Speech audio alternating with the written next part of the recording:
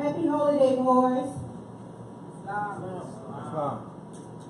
Thank you for coming out and tuning in to House of Reawakening Minds as we strive to be a holistic center for spiritual grounding, free thought, spiritual grounding, self-discovery, and Moorish science. An awakening experience for all ages. Today marks a very important day. It's July the 20th, which is the day that marks the death of our prophet Noble Drew Ali. Today we have our brother Abdullah El Talib Mosey Bey, which will be our guest lecturer today, who will give the topic of Moorish Imperial Divan. And we can just give a warm welcome to our lecturer, Brother Abdullah Bey. Thank you. Assalamu alaikum. Islam. All right. I asked this question last week. Oh, some of y'all were here. Tamara, don't answer. Andre, don't answer. Dr. Ayala, don't answer. Why is today the holy day? Those who are listening on can do answer. Why is today the holy day? I would say, happy holy day. Together, Mike. Why is it happy holy day? Why is that? Speak up in the mic. Today is the day man came in the flesh, the part of the flesh. Dave, that was the answer that was one of the answers that were given last week. No, I'm saying that was one of the answers that was given last week, and you get that answer from where?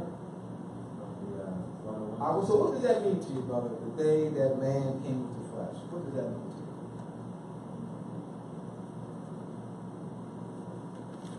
The day that man came into flesh. Why is it the day that man came into flesh? Why not Monday? Why Monday's not the day man came into flesh? Why not Tuesday? Why not Wednesday? Why not Saturday? Why Friday? Why Friday is the day that man came into flesh? Why Friday? Is that arbitrarily decided? That's it again? Now you got to speak it to the mic. Wasn't that the day the Lord rested? The day that the Lord rested. Friday is the day that the Lord rested. Why not Monday? Why not Tuesday? Or Sunday or Saturday? Why Friday? What does Friday have to do with man and Lord rested or man being made in the flesh? Anybody online? Anybody online? The brother said, that was his answer. Where you get the answer from, brother? 101. Oh, the 101s. All right. So now we're looking at analyzing what reading there. All right. Why? I'm asking the why question. Anyone else? No one on that line? No one have a question? All right. So don't we have people that viewed last week online? Because I gave this lesson last week. All right? So, Tamara, you want to? No. You want to answer? Here. Friday being No, close your book, brother. Don't close it. Close your book. Close your book. Friday being an Old Norse word, Fria, Said all right. lines up with the helical rising of Venus. Venus being love.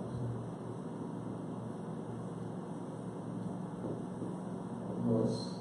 All right. So saying that the origin of the word Friday is this plus day. All right, so it's this. All right.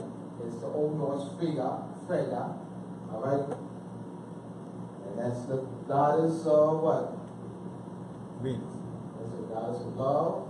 A seer-based state of fertility. All right? So we're looking at, so in Latin, it's what? Venus, so it's Venus. All right, so Friday is the day of Venus. Friday is the day of Venus. And Tamara is the fertility. Absolutely. All right, fertility. So now let's go back to what you're saying, Jordan, that the day the man was made into flesh, that's a fertility. So you're talking about creation. You're talking about creation.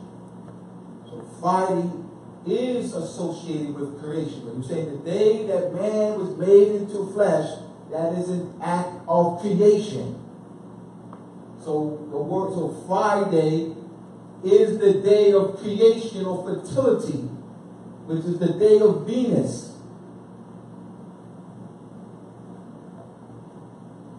What occurs? What about Venus?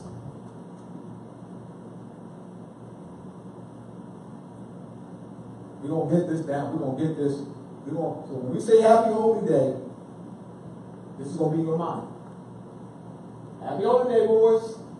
You want to have this in your mind.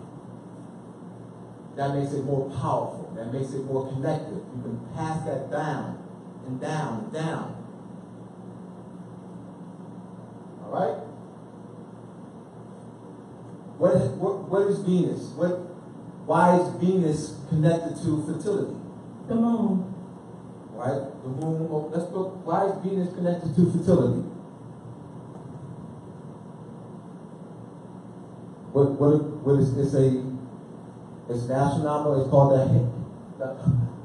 the Heliacal rising of Venus. Venus. Yes. The heliacal rising of Venus. The heliacal rising of Venus. And the heliacal rising of Venus occurs between mid-March and early April. And what occurs in during the heliacal rising of Venus is the raining season. So this is, the heliacal rising of Venus brings about the onset of rain for the corn maze. We the Mayans, Moors, had a meticulous calculation of Venus. The Germans stole it and put it in the Royal Museum in Dresden, Germany in 1717. So the Germans stole it from Mexico and put it in a museum called the Royal Museum in Dresden, Germany. So they called it the Dresden Codex. The Germans put their name on it, as they always, the Europeans do, steal our stuff and put their name on it. They call it the Dresden Codex. That's a Mayan calendar. That's a Mayan Venus calculation calendar. We calculated the rising of Venus, sort of the corn maze, so we can what? Prepare for fertility, during the growing, because that rain was necessary for the corn to grow. I ain't done. Corn. Horns are plenty. Cornucopia. Europeans stole your cornucopia and claimed it as theirs on Thanksgiving. You say that's the white man stuff. That's what Afrocentric folks. The Afrocentric folks say that's the white man stuff. I ain't got nothing to do with that. I'm Afrocentric. I don't deal with that white man, high AD. Big fool. You got your cornucopia. Your horns are plenty. Alright? So the horns are plenty. Tamara mentioned the moon. So the cornucopia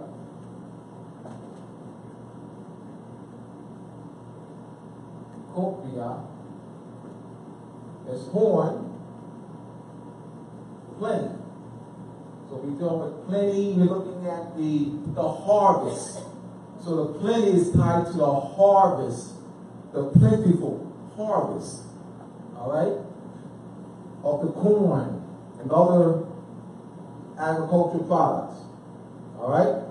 So the agriculture is the wealth. So agriculture is connected to the wealth.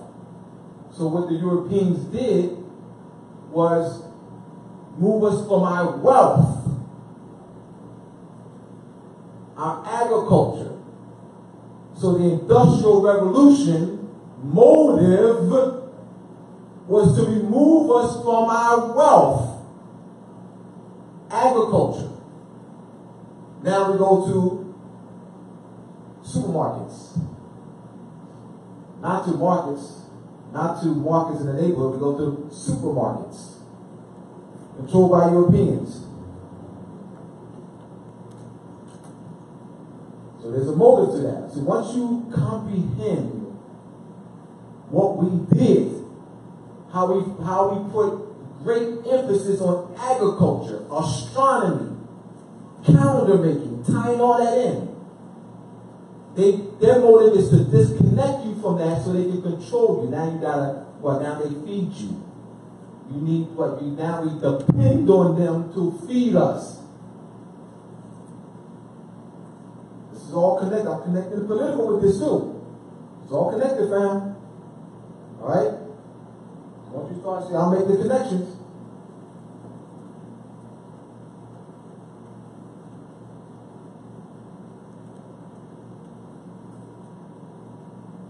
Happy Holy Day. Now we know why I'm saying Happy Holy Day, right? All right, there's a password. There's a word that the Europeans stole from you. They stole from you, and they put their epistemology on it, and they call it a password racially. Shibboleth. Shibboleth.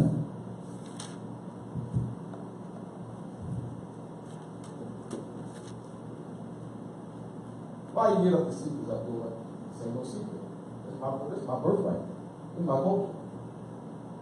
Secret? I don't know secrets. It's my culture. All right, shibboleth. All right, Syrian word. All right, Syrian word. The Europeans transliterated shibboleth. There we go. Spell. Cirrus. Cereal. Oh my goodness. The word you've been saying all your life. You've been saying that word all your life. Mommy, can I have some cereal? You didn't know you were saying shibboleth. You didn't know that cereal is connected to shibboleth. Alright? So shibboleth means ears of corn. Ears of corn is the main meaning, the etymology. Another meaning that's connected to it is stream of water,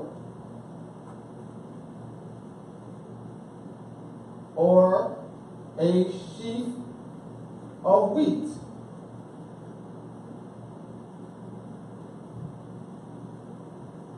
The Europeanized version of a set. The Europeanized version of a set they call Virgo in the zodiac sign. Virgo. She's holding what? A sheaf of wheat and corn. That's the white man thing. These Afrocentric folks don't know much. Right, so when the Nile River, so it's called connected with the Nile River, so when the Nile River flooded, the soot rose to the surface, high in nutrients, and needed to fertilize the Nile Valley for agriculture, for corn to grow. So they took this from us. Transliterated. The word Syrios is derived from shibboleth. Alright? Today, Masons use this as a password. They don't know the origin of it though. Some don't know the origin of it. They just say shibboleth. It's just a password. Took your stuff. They're culture bandits. Alright, any questions? Criticism? I don't know what I'm talking about. Alright? Happy Holy Day.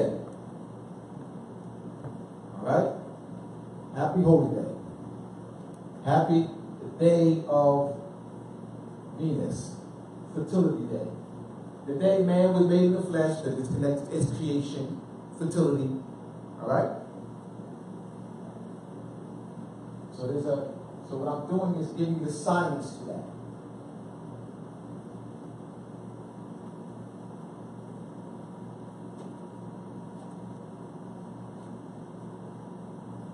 So we have, I'm just wanted because I need to view that. So when I come back next month, I'm gonna ask the same question. Because we have classes on Friday, right? So we're gonna say Happy Holy Day again, and then I'm gonna ask the same question, and hopefully people online will be able to answer. When we come back, you'll be able to answer. All right?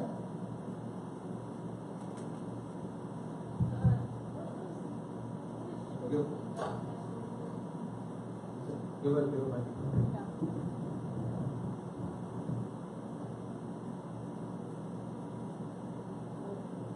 What is shibboleth the password to? All right. There are passwords where one has to use to enter a meeting. All right.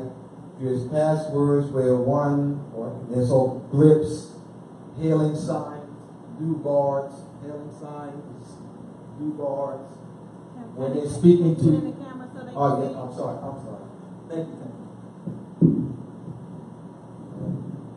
You have passwords, hailing signs, do guards, and you have your 3 degrees, your inter-apprentice, your fellow craft, and your master mason degree.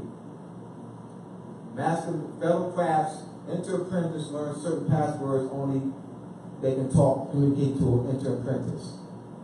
Fellow crafts will learn certain passwords they can both talk to an inter-apprentice and also fellow craft. Master Mason can talk to all of them. Alright? So this is in their circle. So shibboleth is one of the passwords to enter a meeting, alright, or connect to a brother at a certain level, Master Mason level. But what I'm doing is giving you how it's connected to you. What I focus more on how is it connected to us. I'm not so much concerned about passwords, do guards, because where's that going to get me? I'm not interested in being a part of that password, do guard, secrecy. I'm not interested in that. I'm interested in bringing my brothers and sisters into this Moorish movement. I really have no interest in playing this shibboleth. I'm not interested in that. What I'm interested in learning the etymology of it and how it's connected to us. So I have to put a lot of time in studying the different passwords and do guards. Certain hand motions are mutras. Comes from us. Different mutras. Alright? Hailing signs. Now, so did that answer your question? Alright. Any other questions? Because the power is knowing its origin and how it's connected to you. That's the power. This is not the power.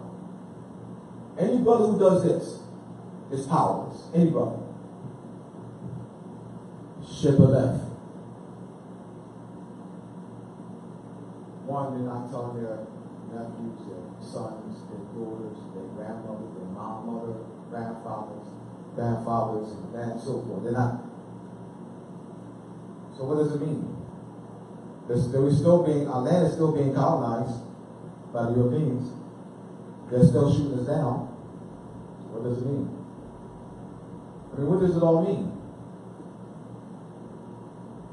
They're still looking to England to get permission to do anything. So what does it mean? They don't even think the feds belongs to them by birthright. Ask somebody where the feds, a Shriner, brother. Ask the brother who's a Shriner, by the way the feds. Because you say, I'm a Shriner. He's not going to say that the feds is his royal headdress. He's going to say, I'm a Shriner. Because Shriners wear the fez, and that's. In fact, you'll call it, Shriners fez. Or Shriners, headdress. You call it Moorish fez.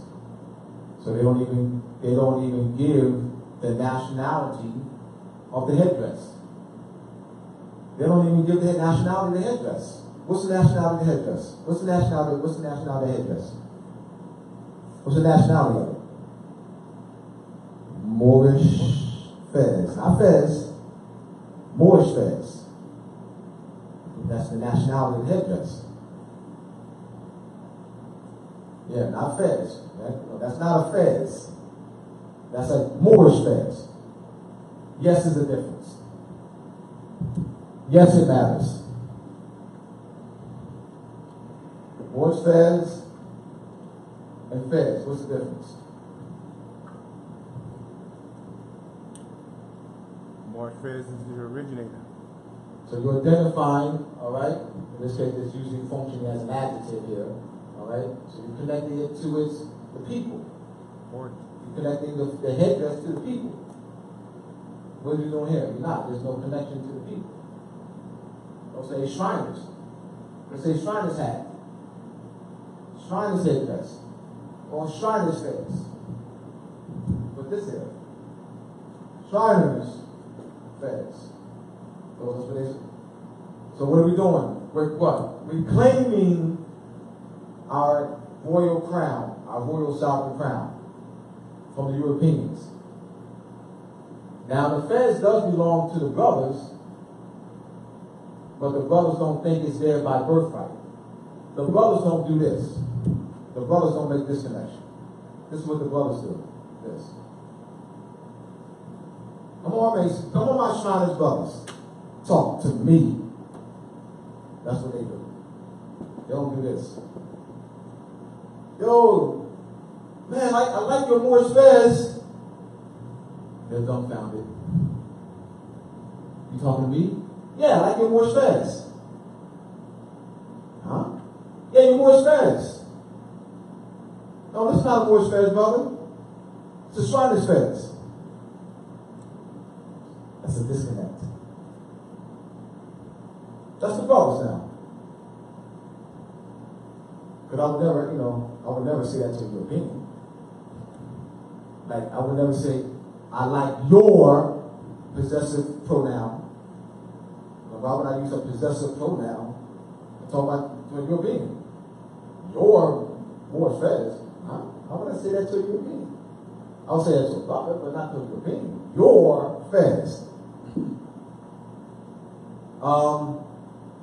Yeah, I like that. I like that Moorish fez that you have in your head. Or I like my Moorish royal crown that you're wearing on your head. Man, my royal crown that you're wearing on your head looks good. It's a European. It's a European. I like my royal crown that you're wearing on your head. That's how you talk to a European. All right, tell me how to talk to a European then. He's wearing your fez. How you going to talk to him? You're not going to say that way?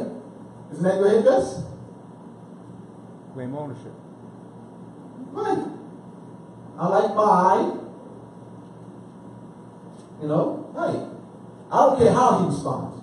I give a rat butt how he responds. What I care about is how you address them, not how they respond. They're arrogant, and they're arrogant. And I don't blame them for being arrogant. We don't know who we are. They used to ruling us, so. I mean, they're socialized as being arrogant because they've been killing us and beating us and holding us down and shooting us and, doing us and putting drugs in our community and, of course they're going to be arrogant. You don't know nothing anyway, so they used to ruling anyway over you. So, you're their commodity, hey. That's how they view us. Some know who we are, but hey, they've been conditioned from childhood, into ruling over us. We gotta change that. But there was a time we could rule over them. Absolutely. All right. So let's put things in perspective.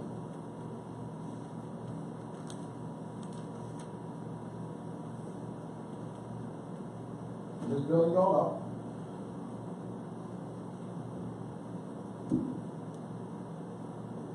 Now, in the textbooks, you learn that we've been indoctrinated to believe that Christopher Columbus discovered America. You read about Prince Henry the Navigator, Vasco da Gama, and a host of other Europeans who claim to be traders and explorers. They talk about what? European exploration, right? Textbooks, right? Textbooks. European exploration. Right? That's in the textbook, right? That's one of the main topics in textbooks. History textbooks, right? Am I correct with it? European exploration, then you have what? European what? I did check all these. Andre Truffaut, man. European colonization. Alright? And that's what? Spaniard. Who else? Conquistador. Well, conquistador is not a nationality. Yeah, that's, what does conquistador mean? Conqueror. Yeah, it's not a nationality.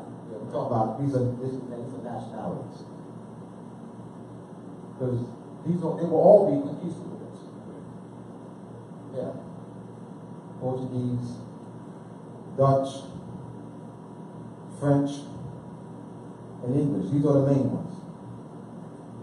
Alright? These are tribute treaties. Well, we had tribute treaties with these French, the Netherlands, France, and English. Alright? Wars with all of them. Now, but what we're going to do is put our epistemology.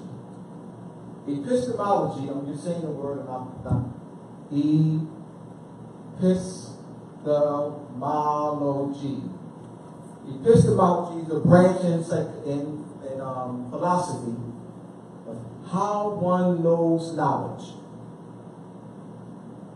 How we, our people, know what they know is through a European epistemology. Europeans suppressed our epistemology, because our epistemology is images. So someone says, there should not be no graven images in Islam. I'm challenging that.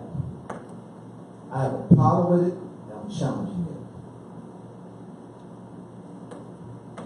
Y'all don't support that, do y'all? You support that? There should be no images in Islam. You don't support that, do you? Y'all support that? No.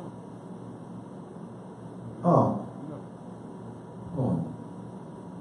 50-50. you're taking us away from our ancient epistemology. Our ancient epistemology deals with images. So to telling people not to deal with images, you're taking away from the epistemology. Our epistemology deals with images. So what are you trying to do? Whoever put it out there, what are you trying to do? You're talking about thousands of years of epistemology. Images, images, images. And you tell them not to deal with images? Who are you? So you have a controlling factor that tells you not to deal with images. Another controlling factor, Europeans, that distorted it, that Europeanizes images. I mean, Europeans deal with images. They Europeanize them. Another factor, don't deal with images, tell you not to deal with images. So they both took you away from your epistemology. So you say, well, I'm going over here to quote-unquote Islam. And you think you're safe, but they tell you not to deal with images. Europeans over here, they Europeanize them. They're both corrupt. Islam. Question.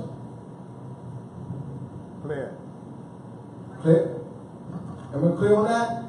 Questions? Comments? All right? So what we're going to do in preparing for the Imperial Divan is what is our epistemology and studying history? What is our historiography? What is our historiography? All right? With our epistemology and historiography. That's spelled like Dr. G. That's spelled like historiography. Histography. Thank you. Histography. So what is our epistemology and what is our histography and studying history? So we need an epistemology and we need histography and studying history. The problem is that we're following the European epistemology and the European histography. Which in total, yes, Tamara. Clarification. So are you saying epistemology is how we know language? How we know what we know. How we learn knowledge. Okay. How do we know knowledge? How do we learn what we know? How do we know what we know? We know what we know through European epistemology. Our people down the street, people up the street, people, all right, people you work with, classified black, people, color. So our origin was through like images such as hieroglyphs. Yes, that's our epistemology. Nature. Okay. So our epistemology, I mean, do you need a book to walk down the street, walking down the street, and the sun is shining? You need a book for that. That's our epistemology. You don't need a book for that, do you? You got plants in the room. You need a book for this.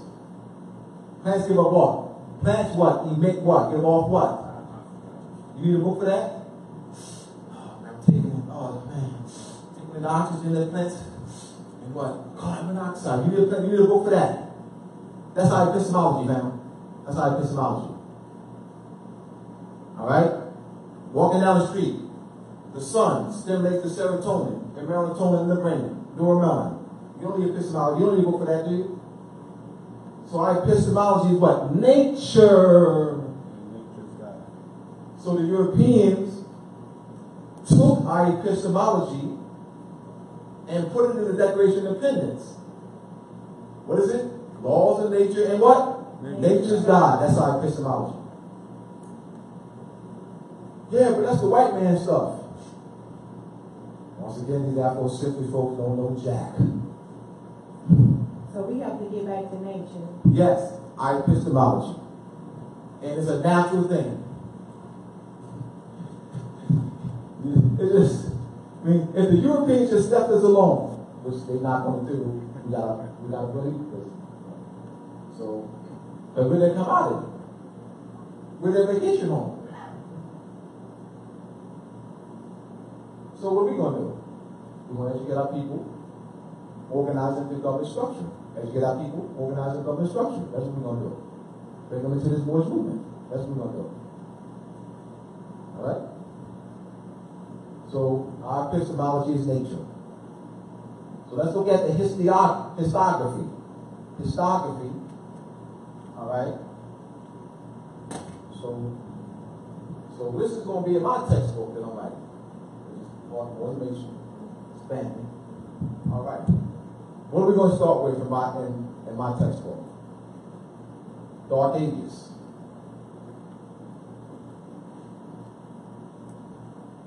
Why?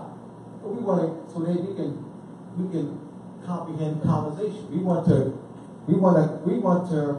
comprehend why the Dark Ages. We want to comprehend European exploration.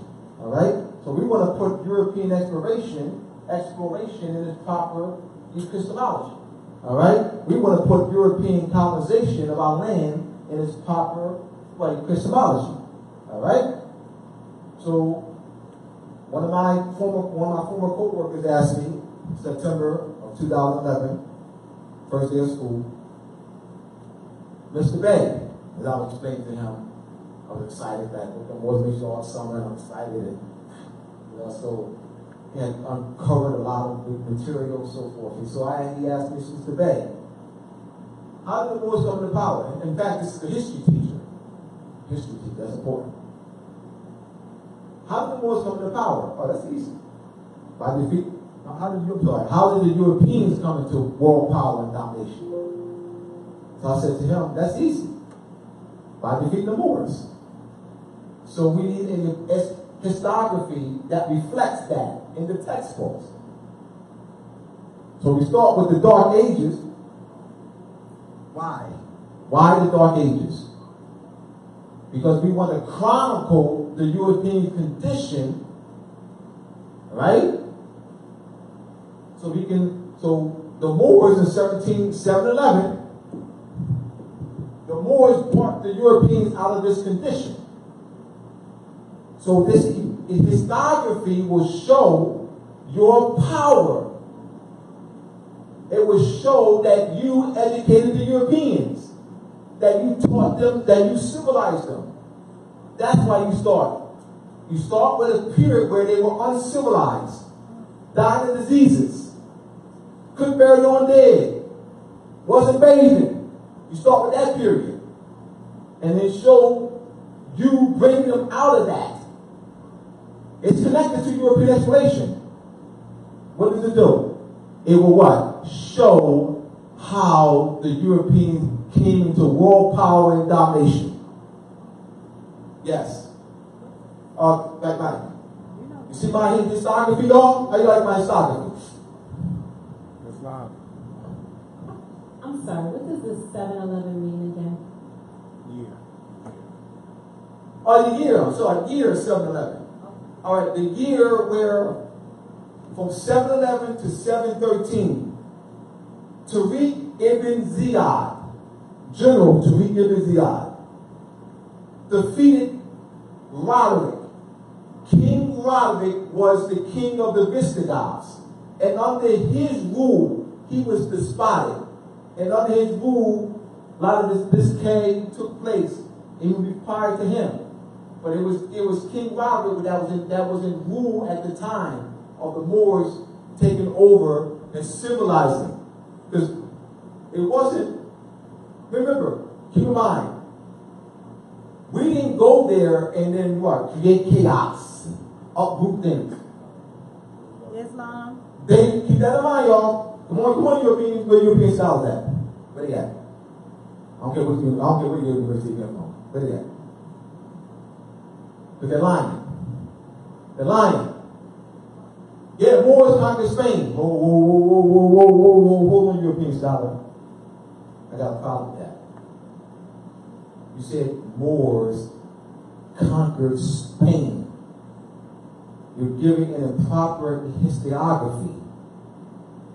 You're presenting a wrong imagery. We built up Spain, Sicily, Portugal, to southern France. We built up. They were dying of diseases, fam. We're their saviors. Literally, Europeans should have a picture of one of us. Every, and I mean this, every European should have a picture of a Moor in a shrine in their house. I'm going to say it again. Every, you know what I know. I'm not just talking out my butt. Every European should have a Moor in a shrine, an altar, Moor picture in their homes. Now, if I'm talking stupid, don't know what I'm talking. Please, you got the mic. Talk with me. Why shouldn't they? The problem is they're not giving you credit for what you did. They're taking claims for what they're doing is lying and presenting as though that they did it. We're their saviors. You're talking about medical treatises, over 30 medical treatises, horticulture, hygiene, bathing. I'm talking about botany, horticulture, hygiene, medicine, surgery treatises. And because they needed that. So there was a high emphasis on medicine and surgery. Education, schools, bookstores, marketplaces, payroll, street lights. That still stand today. Now, why shouldn't they have a shrine in the house? Why should they have a shrine in the house? Somebody talk me down, explain to me why they shouldn't have a shrine of us in the house. Aren't we their saviors? How did they get to where they are today? Surgery. Where did they learn surgery from? Medicine. Where did they learn that from? Architecture. Botany. They translated Arabic texts, medical books, surgery books, horticulture, botany, astronomy, from Arabic into Latin.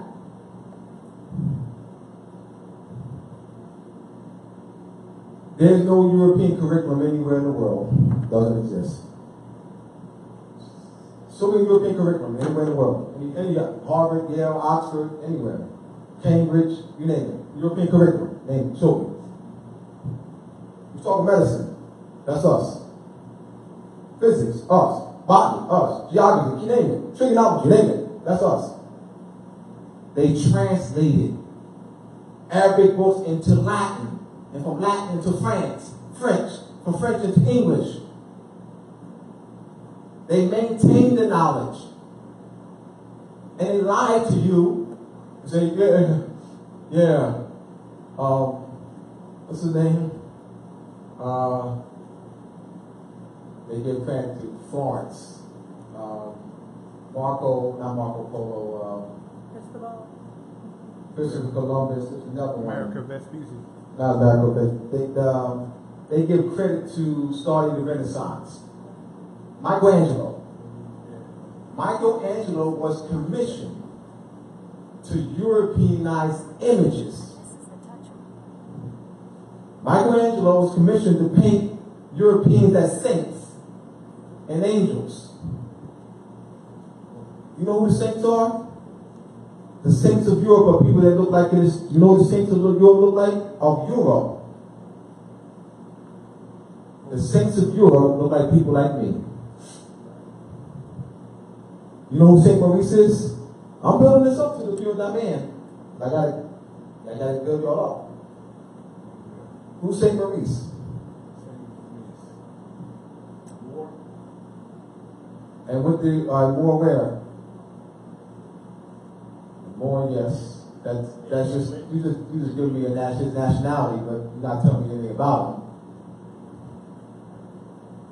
He's the Saint Maurice is the patron saint of an entire country today. He is the patron saint of an entire country. What country is that? Germany.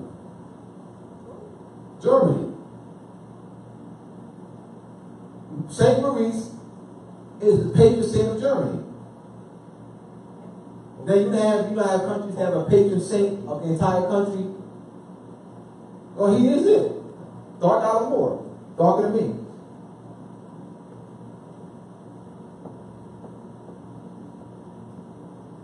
Alright? So, alright, from 711 to 1492,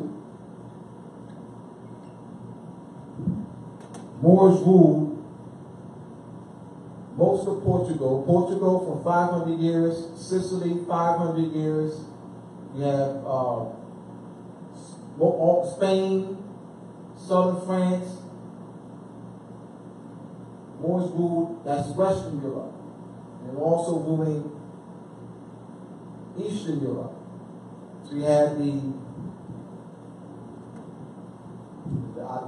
Ottoman dynasty came later. So you're looking at tremendous wealth and power,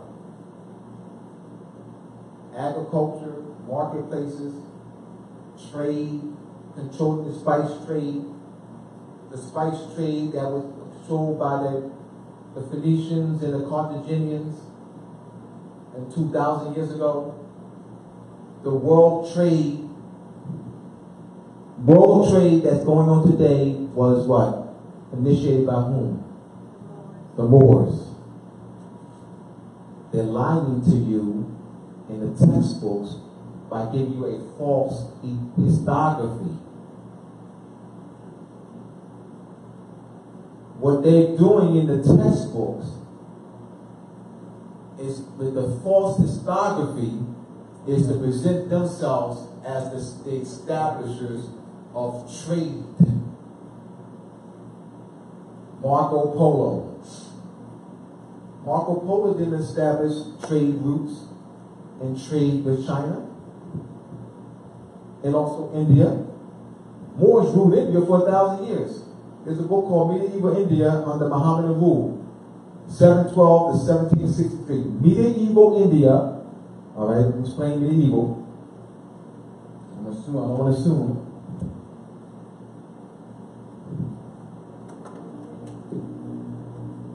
Come over here. I'm like, man, what did terror do about Marcus? All right, here we go. Medieval. All right, period. What time period is this? What's the time period of the medieval period? It's also referred to as what? Middle Ages. What's the time period? 1000 to 711, 1492. Oh, wow! And there's something. Wow, 711 to 1492, the period of the Moorish rule. I got something. How they refer to that's the middle. All right, Middle Ages, and they'll have what they'll have their false historiography and false epistemology. Yeah, the Renaissance. You know, Michelangelo and Dante and, you know, showing all these Europeans. Yeah, if it wasn't for the Renaissance, we wouldn't be where we are today. So they give themselves credit for, you know, bringing the world of enlightenment. It's also called what? The Age of Enlightenment. Or the Renaissance. They'll talk about the Protestant movement. You know who initiated the Protestant movement? Luther. No. Don't give that man no credit. He said Martin Luther initiated the Protestant movement. He did not. Let me explain. I said he did not, so let me chance to explain that he did not. What was the impetus of the Protestant movement, or what spurred the Protestant movement? The Moors, not Martin Luther. Prior to the Moors, under Roderick, yes. Was Origin, did he have anything to do with Who's he? Origin? He was one of the Moorish saint. Well, he's mentioned in the Bible, but they never told us he was a Moor, playing the Moor. He was one of the ones that was really against what was going on with the, I guess, with the Constantine. Not in agreement with those changes. No, we won't. All right, let's be looking at 7/11/1492, Later, okay. the Protestant movement. What spurred the Protestant movement? Okay, they were protesting. Well, all right, but why were they able to be in a position to protest? What spurred that? What spurred that? Religious conflict. All right, so what spurred that religious conflict? Remember, they didn't read. They didn't have access prior to the Moors now. Prior to the Moors civilizing Europe, they didn't have access to books. Only the aristocrat and the wealthy had access to books. They didn't have access to books. So since they know they didn't read, because they didn't have access to books. Who made books accessible? Who made reading? Who pushed reading and education? The Moors. Under the Umayyad dynasty.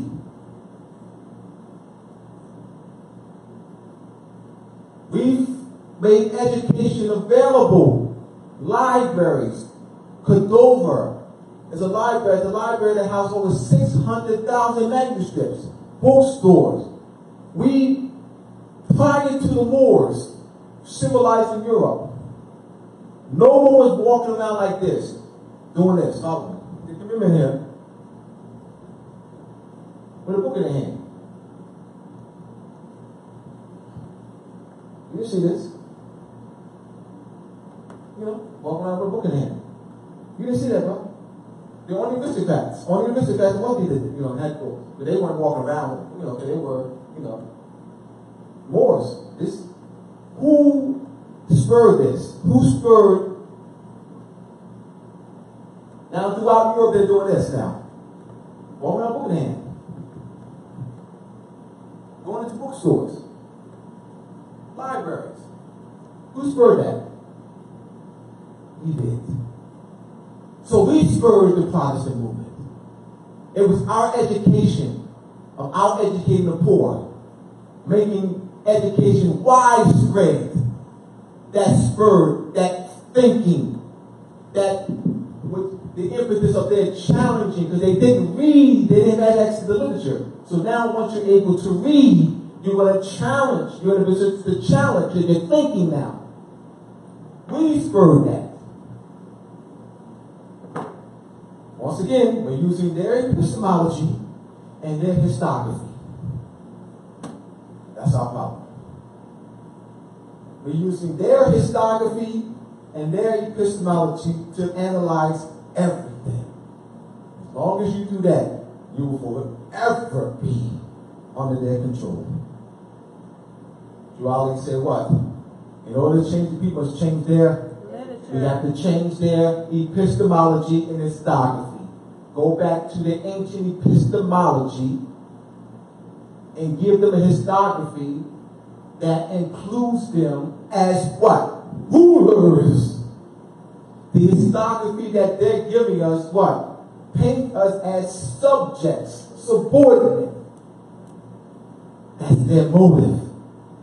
So that you would never know your sovereign power, your connection to that fez, that apron, connection to this land. So that's what their textbook's about. Their historiography for subrogation and control. that benefits Europeans. So now Europeans, yeah, you know, the Renaissance, man.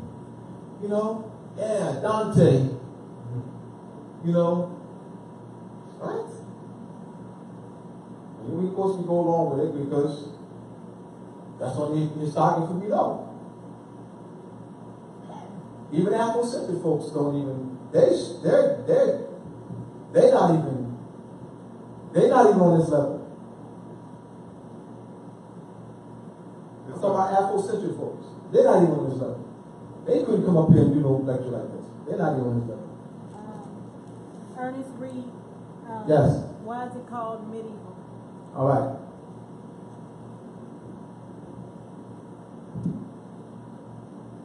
Great question. This is why they designate as medieval. 0, 2000. So 7/11, 1492 is the middle period of 0. They call it 0 AD. This is all right to 2000 AD. This is the middle period. All right. So it's referred to as the Middle Ages or medieval period. This edition as far as the timeline. Now,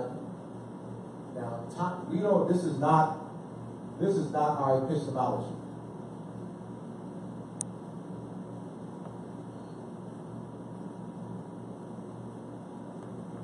We don't see time like this. We're not doing it. Right. It's linear. I mean, it's linear. What I'm saying, we don't see time linear. We see time what? Circular. You're not. Yes, that's their epistemology. So, but remember, I didn't call it the Middle Ages. I didn't call it the medieval period. They use that in textbooks. So I got to give you the terms that they use in textbooks. In textbooks, they have a section called what? The age. They call it what? The Age of Enlightenment, Renaissance. So we use those terminology and then what? Connect ourselves to it. So we're the Renaissance. We're the Renaissance. We spurred the Protestant movement. We're the Age of Enlightenment. There are universities that have centers, they call centers of medieval studies in major universities. That's what those professors do. Exclude you. Exclude you. Those centers for medieval studies exclude you.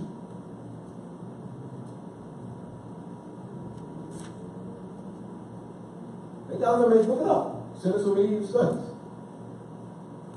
Yes, Dr. Ryan. We know we were included because when they tell on themselves a little bit. Pass it back, please. Oh, you say we're included. No, you gotta tell me how. No. When I say included, I mean, we know they know, and I guess I use for example that comedy, The Black Knight, when they use the term Moor to describe Martin Lawrence's character in a medieval setting, and they called him a Moor throughout that movie. right? So they know, they just, as you said, exclude deliberately the present, our presence and our importance. Yeah, I was talking about the Centers for Medieval Studies. There are centers called, in major universities, they have what's called the Center for Medieval Studies. If you Google that, the Centers for Medieval Studies, and get their outline, you're excluded. You're nowhere in that. So they actually aren't teaching medieval studies. They're not. All right. How can you teach medieval studies without teaching the Moors? All right, somebody explain to me. Anyone, please, come on here. How can you teach medieval studies without talking about the Moors? So if you don't talk about the Moors, what is it called? Lie. So therefore they're not studying medieval studies. they're not teaching. I mean, the Center for Medieval Studies throughout these different universities do not teach medieval studies. I know what they're calling it. I'm saying they're not teaching medieval studies. You cannot teach medieval studies without talking about the Moors in a major way. Not just mentioned. Not, oh, by the way. Not, oh, yeah, I forgot. No, did you know? You know, no. As the center of study. What did these Europeans do that are referenced in Moors and Masonry? Talk about us as the center of study. Robert Davis, Professor of Italian Renaissance Studies, Ohio State University. The enslavement of Europeans doesn't fit the general theme of European world conquest and colonization. That is central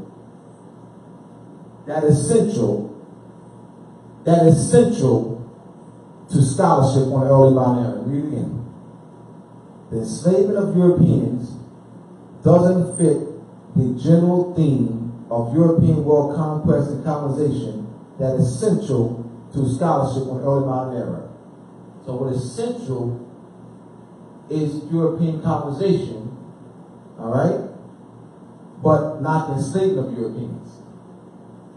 The enslavement of Europeans doesn't fit the theme of European colonization. So what is central in their epistemology is European colonization. What is not central, or was not central, was not even discussed in textbooks in the controlled schools, is enslavement of Europeans by the Moors. Linda Colony, Robert Davis, Christine Woodard, they write about it. Many European professors have researched and written about it. Unfortunately, they're not asked to write textbooks. Unfortunately, I got you, sister, their classes are electives. Unfortunately, their research and studies not put in textbooks. But keep this in mind, what I showed you in Moors and Masonry, this has been well researched by European scholars. Well studied. Joseph Morgan in the 1800s, a prolific European historian. Yes, sister.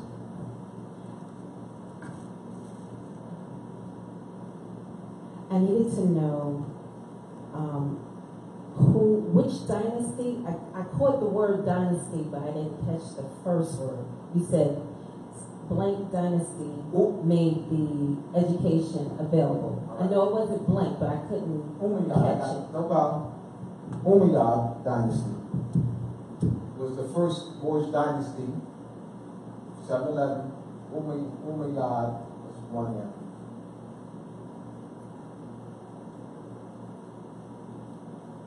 The Umayyad dynasty. And a dynasty is a ruling family. Europeans call it House of Windsor, House of Hanover. So a house is analogous to dynasty. It's a ruling family. Father, son, grandson, great-grandson, great-grandson, great-grandson, ruling, that's a ruling family.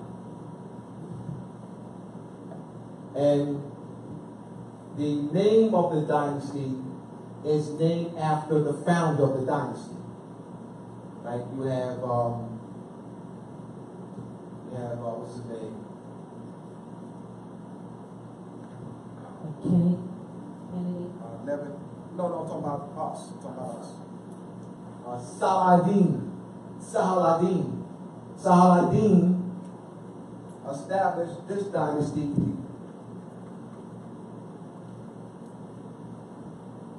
Called the get this for me, Andre. Look it up. Look up Saladin. I can't remember the spelling. Look up Saladin. It'll come up. When you look up Saladin, the dynasty will come up. Saladin. Okay. So give me the BID. What is it? BID. All right, BID. I knew what. That's AYYU All right. That's his family. That's his family name. So he was the founder of this dynasty. And that was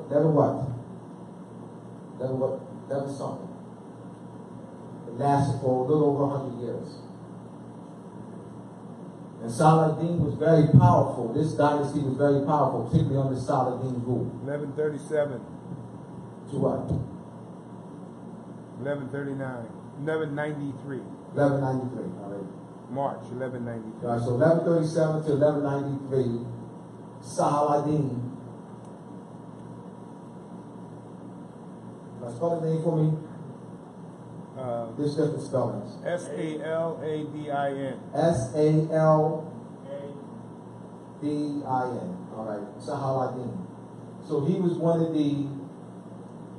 this Saladin was very powerful, very influential, and dominated in relationship to the Europeans. So we don't know our power. That's why I said these Afrocentric folks are nowhere near this. See, because all they talk about is mostly their main things that we brought in shackled and chains. They don't talk period where we're fighting Europeans, killing Europeans, slaving Europeans. They're not talking period of our rulership is shackles and chains. No, fam. We had the Osman dynasty. So since we from this planet. This dynasty was also powerful.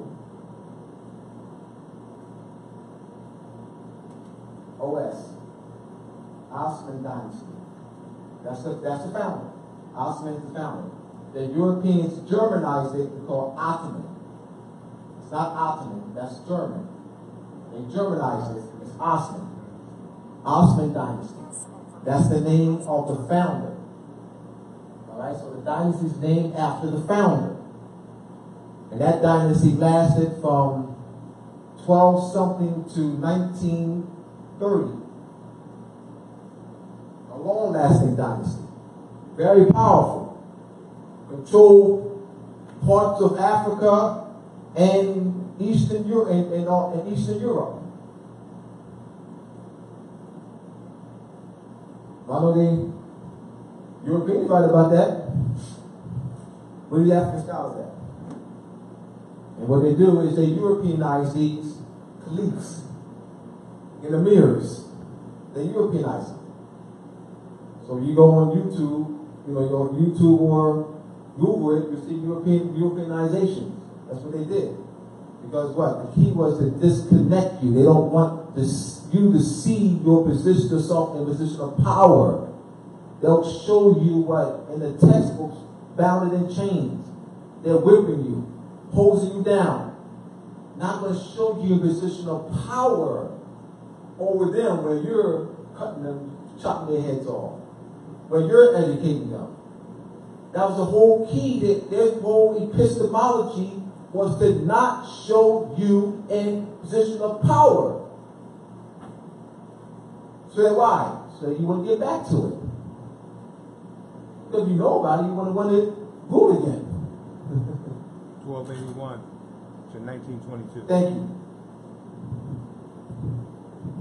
1281 to 1922? Yes. All right.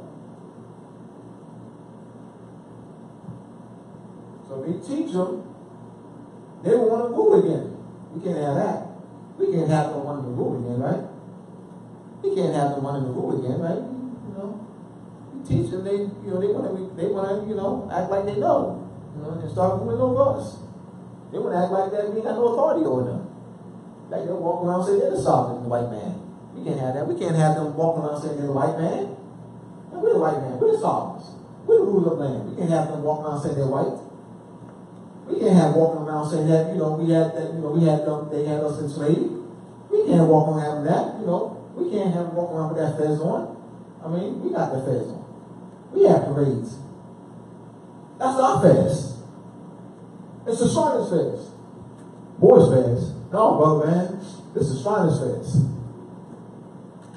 No, it's Moorish fez. No, it's Shriners fez. We can't have them thinking it's the Shriners fez. I mean, the Moorish fez. All right, so this whole epistemology is to subjugate us. They're running our government and colonizing our land. I want to ask this question, and I hope and I pray. In fact, I'm going to get on my knees right now. I'm going to say a prayer. Why ask the question? Please, great cosmic mother, let them answer this question right. I've asked this question at class at Melbourne, class at New York, class at Philadelphia, and here quite a few times. And they keep getting it wrong. Please let them answer this question right, correctly. Amen. Ra. Here's the question. This brother must have lost his mind. I do that to keep people's attention, keep you all awake. All right? What is the name? And Andre, do not answer. Tamara, do not answer. Dr. Diana, do not answer. What is the name of this government?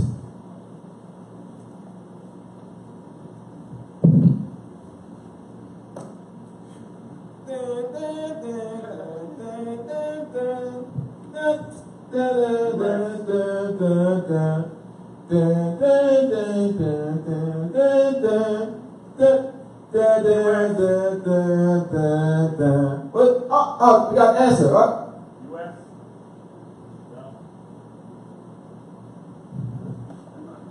Oh, great Allah of the moon.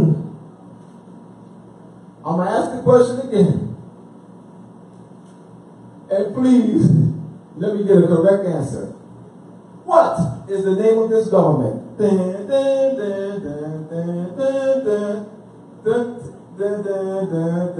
ahead. Oh, here you go. Republic. Thank you. He said Republic of Marticanos. That's the name of this government. Our government.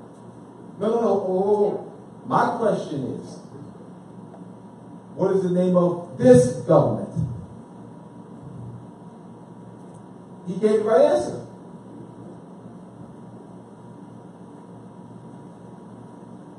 What's wrong with my question? I didn't, and Dr. Nayal, I didn't know there was two governments here. I'm kind of, I said, I didn't know there was two governments. I'm confused. So you said our government. But I didn't know there was two governments. If I say what's the name of this government, why did I have to say ours? Because I didn't know it was two. I didn't know it was, so you said there's two governments here? What's the two governments here? I don't know. I'm asking. There isn't. Okay. There isn't two governments here. There's only one. What is the brother hit? What is it? All right. The Moorish Republic is the name of the government. The only one. No other. No other government. The only government. Run by whom? Who runs the Moorish Republic? Who runs the Moorish nation? What entity runs the Moorish nation? The U.S. corporation. Thank you. Is the U.S. corporation a government? No. Thank you. So, there's only one government.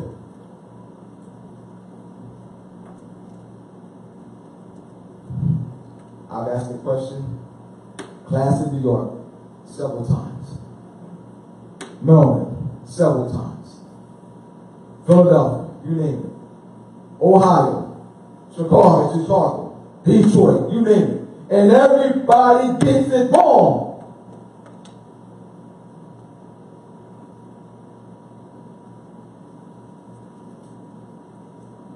What's the problem? Why are we getting it wrong? That's We don't know our power. you say no documentation.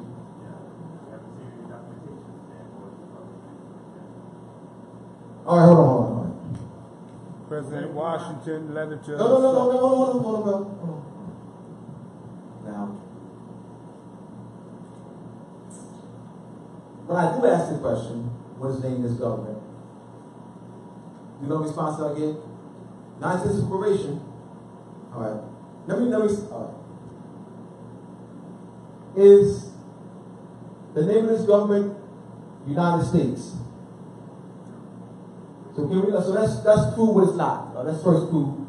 Before I prove what it is, let me prove what it's not. I can prove that it's not United States. I can prove that, and prove that it's before. I can do both. So let me prove that it's not United States. That United States is not a government. Let me prove it to you. Say no documentation, no problem. I'm going to use their own documentation. To prove that it's not the United States. I'm going to prove that it's the Moorish nation. I love the challenge. First, I'm going to prove that it's not the United States.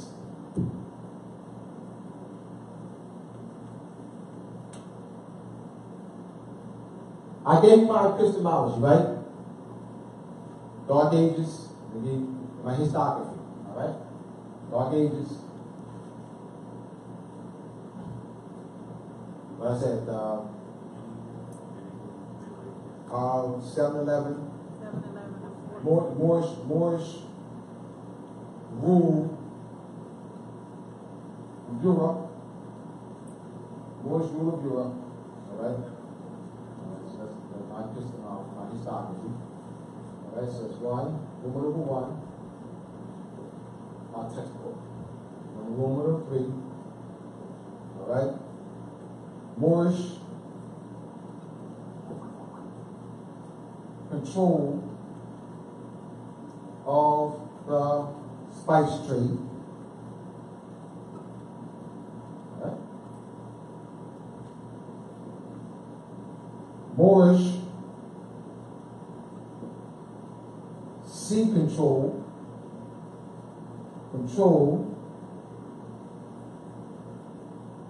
of the seas.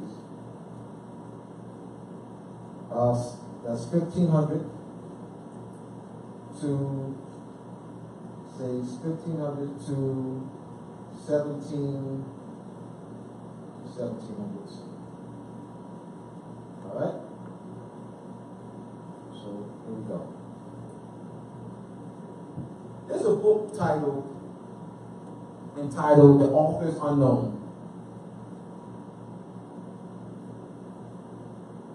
This is the title of the book. Conquest of America. The Discovery of America. This is the title of the book. Discovery of America. The outgrowth of the conquest of the Moors. Discovery of America. The outgrowth of the conquest of the Moors. Authors unknown. Google it. Discovery of America. The outgrowth of the conquest of the Moors. Analyze that title. The title is saying a lot. What I'm doing here, what I've done here for the past 30 minutes with my historiography and our epistemology is to show you our rulership.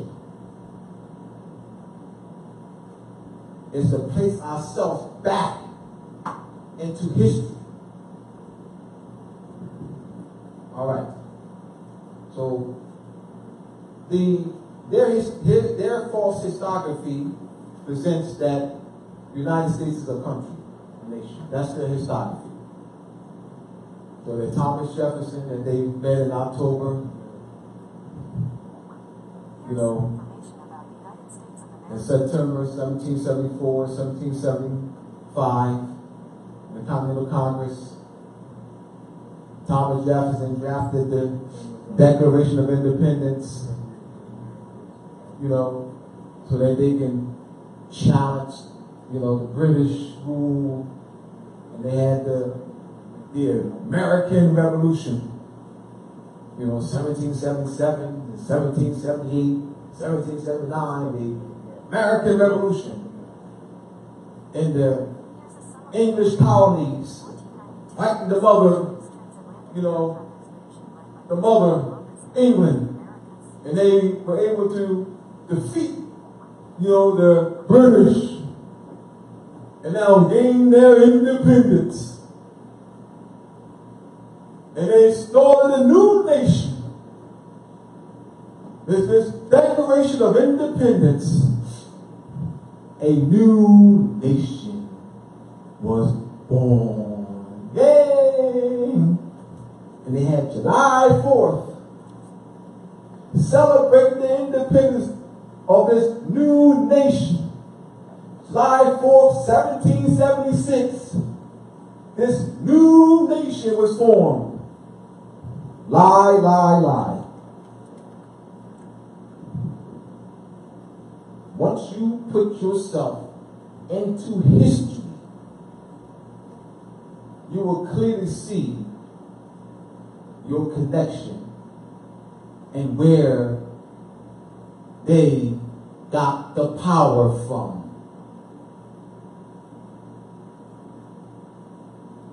The Europeans, France, England, and the Netherlands in the 1600s, out the 1700s, were paying an annual tribute to the Moors to pass the high seas. Who were they fighting? It's easy to see them when you don't know you.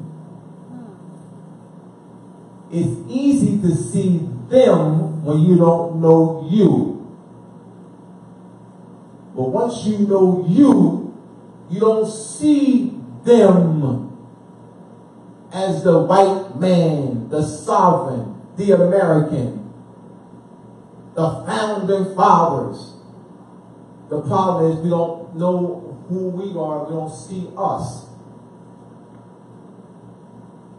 I chronicle the tremendous power. There's a book, 3-volume book called The Moorish Empire in Europe. The Moorish Empire in Europe by S.B. Scott, volumes 1, 2, and 3. Each volume is 600 pages long. Each volume is over 600 pages long. He chronicles the Moorish power, the Moorish dynasties, and each caliph and emir that reigned, and activities that were happening under each reign. Yes. S.P. Scott. S.P. Scott. That was published in 1891. Volumes 1, 2, and 3. You need all 3 volumes for like 54 notes. Order them as one, all together. You get all 3 volumes for 54 notes. And each volume is over 600 pages. Then we don't see our power. So we bought the story that this United States colonial power, which is the conglomeration of Spain, Portugal, France, England, and the Netherlands. They combine their forces to defeat, to bring us down. And the Crusades against the Moors from 1095 to 1235, they were establishing night orders, Knights of St. John's of Jerusalem, now called the Knights of Malta, 1119. Later, the Knights of Rose and Knights of Malta. So they were establishing many night orders to fight against the Moors. So where did they gain the power from? Whom did they defeat? question to you, brother. Who did they defeat to come into world power?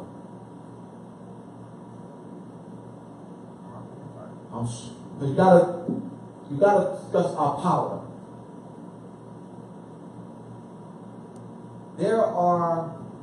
There's a book called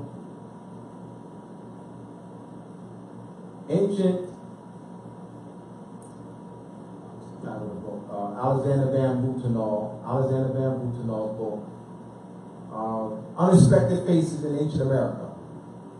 And in there he shows over 150 photos of figurines, statuettes, Stonehenge, heads that look like me and you, found in Veracruz, Mexico, North Central America. Did you name the book again? Unexpected Faces in Ancient America by Alexander Von. They can search by title. They can search it by title. Unexpected Faces in Ancient America. Alexander von Boutenal. Boutenal. W-U-T-H-A-N-A-U. It's German, so the W is a V sound. It's Boutenal. The W is a V sound in German. That's why they don't. You say, why are they saying Volkswagen? Why is she saying Volkswagen? Volkswagen. It's Volkswagen. No, it's Volkswagen. No, it's Volkswagen. No, it's Volkswagen. And then she's not going to say that. They're not going to say Volkswagen. They're not going to say Volkswagen because they see the W as a V sound. Volkswagen. Volkswagen. It's Boutenal. She's German. So, how am I doing so far, brother? Huh? All right. So as long as they can disconnect you from this, your power, wars you have with them, with Spain and Portugal, the Knights Templar are revered today in Portugal. They sell miniature Knight Templars, miniature Knight Templars models in stores. Why? It was the Knights Templar that defeated the Moors and gained control of Portugal. And the Knights Templars were refashioned into the Order of Christ. It was the Order of Christ. What's his name? Prince Henry the Navigator was a member of the Order of Christ. Vasco da Gama, a member of the Order of Christ. The Order of Christ took over the spice trade from the Moors. It was the Moors who had control of the spice trade. The Moorish mill, M-I-L-L, was the most powerful coin in the world because it was connected to trade. We controlled the trade and built up tremendous wealth through trade. So the Europeans took over the existing trade route for the Moors. That's how did they gain wealth? They took the wealth from the Moors. So what they do in the textbooks is, the age of exploration. They cut you out. So you don't see, you're reading the textbooks. Your mind's on the textbooks. And so they disconnect you from that. So it appears that they established trade. And they were exploring. So this was untapped land. Nothing happened until the Europeans came on the scene. The world was dumbfounded. The world was an age of darkness until the Europeans came on the scene.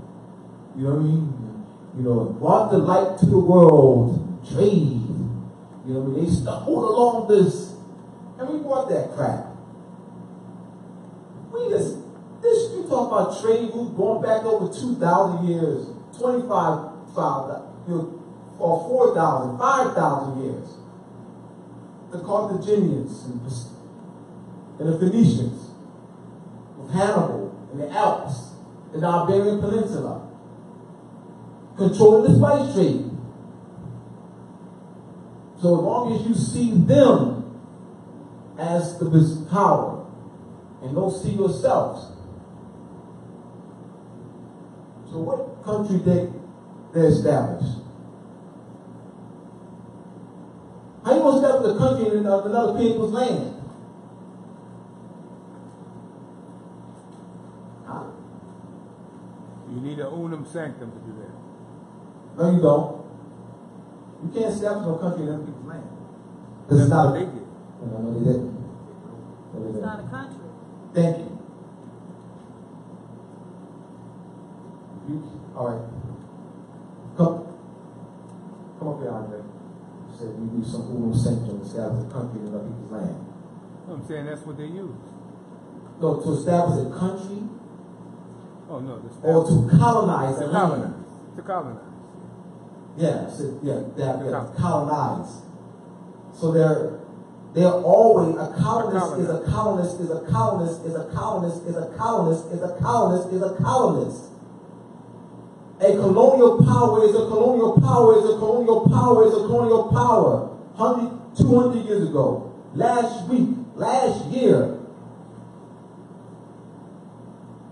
All right. Yeah, that's all they can do. A thief is a thief is a thief is a thief. A year passes. I stole the stone. I'm still what? A thief. This is still the stone. How did I... Hold on. You made it so long. So, because I had it in my possession for 1 year, it makes it mine? What law is that? Well, help me out. What law is that? I can steal something and have it in my possession for a year, and now because law is mine? What law is that? I can steal your car and have it for a year, and now becomes mine? What law is that? It's called colonization. They never established a country. Why? Because they're not the sovereigns. They don't have the sovereign. They rule by what? They rule by what? Substitution. They're not ruling by. Colonization. They're not ruling by legitimate sovereign power. They're not ruling by birthright. Are they ruling by birthright? Sovereign power? Or are they ruling by what? The pen, military power, and colonization. So they're not what? The legitimate. They're de facto. We must see them as who they are. They're colonists. Our problem is that we keep seeing them as some legitimate. Their position can never be legitimate. Color of office. I can't take over your house and then be in there for 25 years. And now I took over your house by force. And then I'm legitimate? How can I ever be legitimate? I took over your house by force. How could I ever be legitimate? You know, we're using a European epistemology. We're using a European historiography. As long as we use a European epistemology and European historiography, we're going to view it like that. We don't even see them as colonists. We see them as establishing some country. A land that's not even theirs. A land that they colonized. A people whom they defeated at war. How can they establish a country? Family, they walk around, they have these parades every year. And they walk around these feds, but I fed more feds. Mardi Gras. Mardi Gras, Great War. St. Patrick's Day. All right? Any questions? All right. We're going to set the stage. Let's set the stage for this. one of our favorite topics.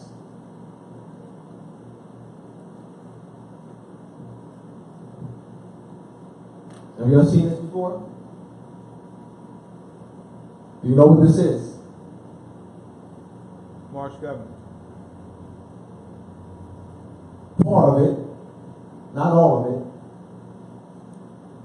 part of the Moorish government. Moorish rulership? All right, Moorish rulership, correct, but part of the Moorish government, part of Moorish rulership.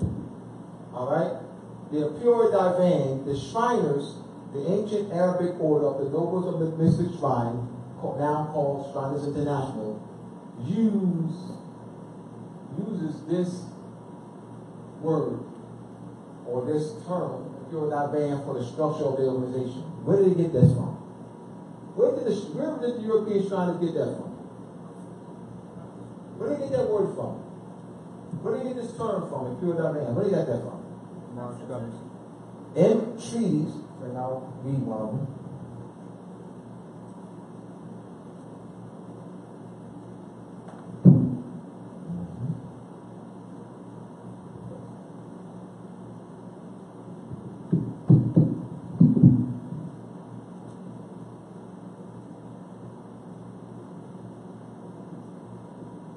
And the treaties between Morocco and England, look,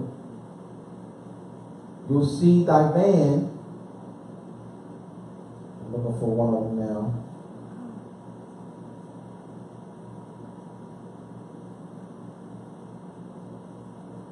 You'll see Divan in the treaties, and you'll see where they got it from. But that deals with the part of the Moorish structure of government. That's the executive. This is the executive branch of the Moorish government. The executive branch of the Moorish government.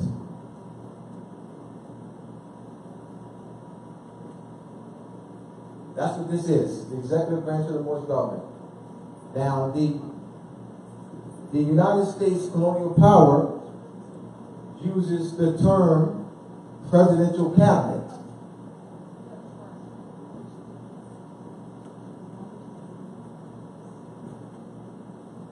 They use the term presidential cabinet. Now, the ancient Egyptian Arabic order uses the term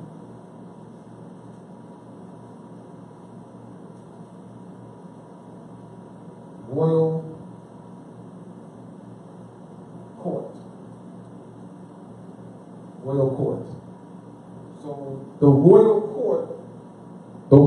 court is, which is the Imperial Divan, are those ministers or viziers, secretaries, anyone that dealt with in the Moorish court, because we use this word Divan, which is also connected to royal court and also connected to Moorish presidential cabinet.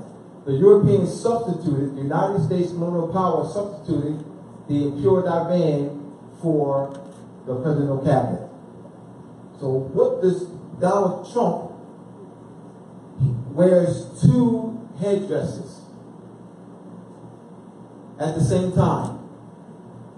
He has two headdresses on at the same time. And the two headdresses that Donald Trump wears, symbolically speaking, all right? Oh, we got it over here, all right? The two headdresses that he wears, symbolically speaking, is the Moorish fez and the pilgrim's hat. Right? He wears the Moorish fez and the pilgrim's hat. The seat that he sits in, the Oval Office, the Moorish Oval Office, is the seat of Moorish power. Donald Trump represents the United States, but the seat that he sits in and the power that he wields is your power. It's not the United States power. The United States is a colonial power that's exercising a power of a nation, a people. And that nation is the Moorish nation.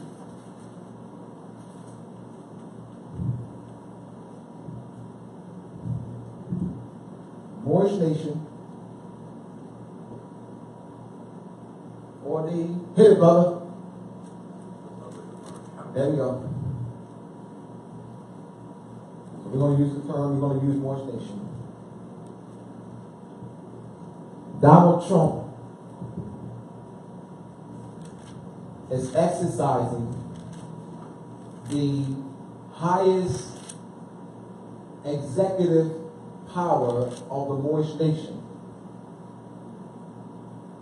He is the substitute Grand Vizier.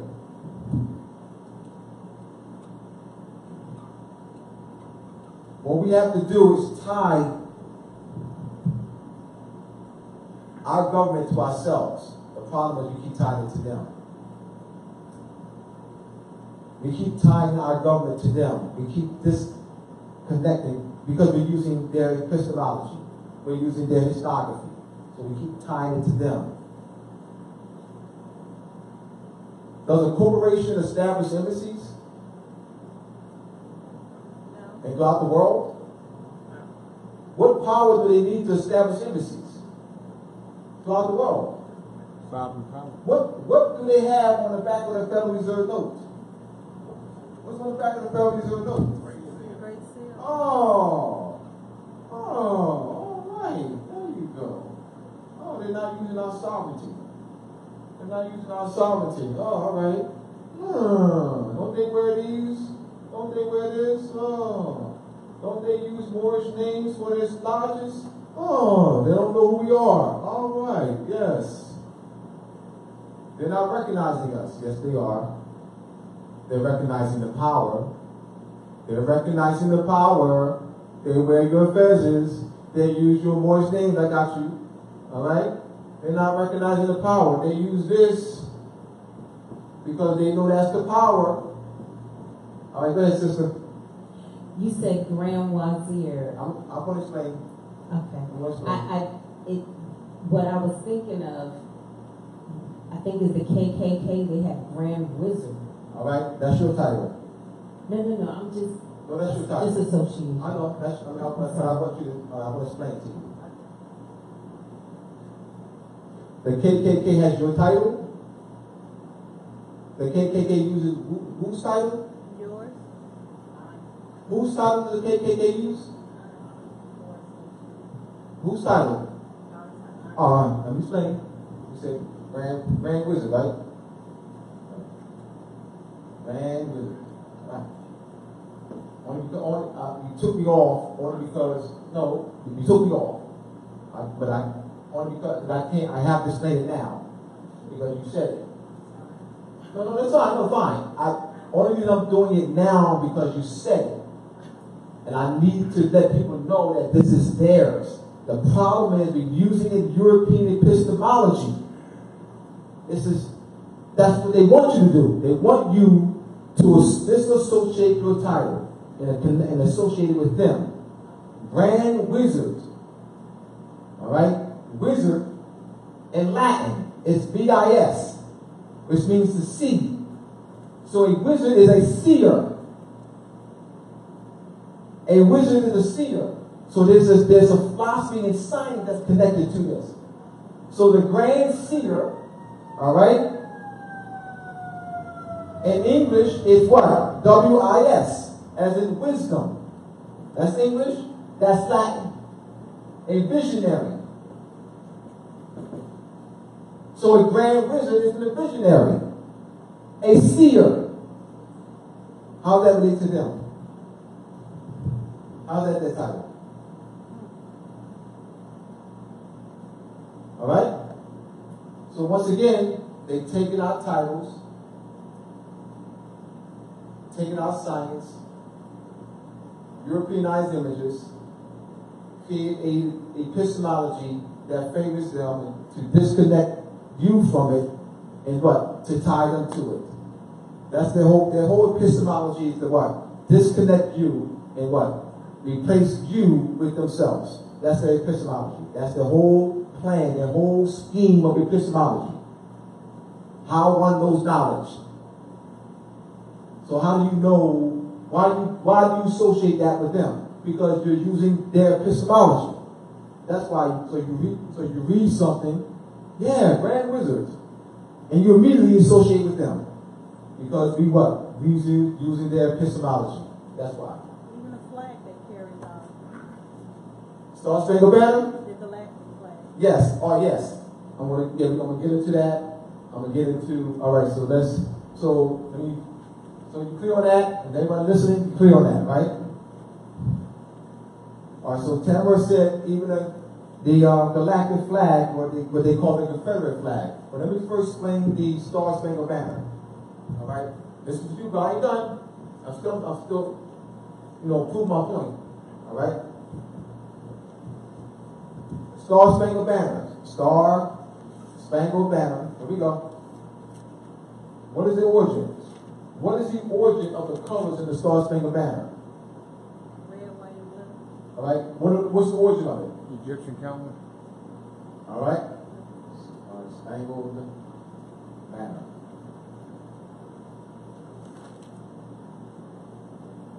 Do we have a Star Spangled Banner here? You have a Star Spangled Banner? In the basement. You know where it is? I mean, can you walk down and No. all right. No, it's too big. And it's wrapped up. All right. So Star Spangled Banner. Red, white, and blue.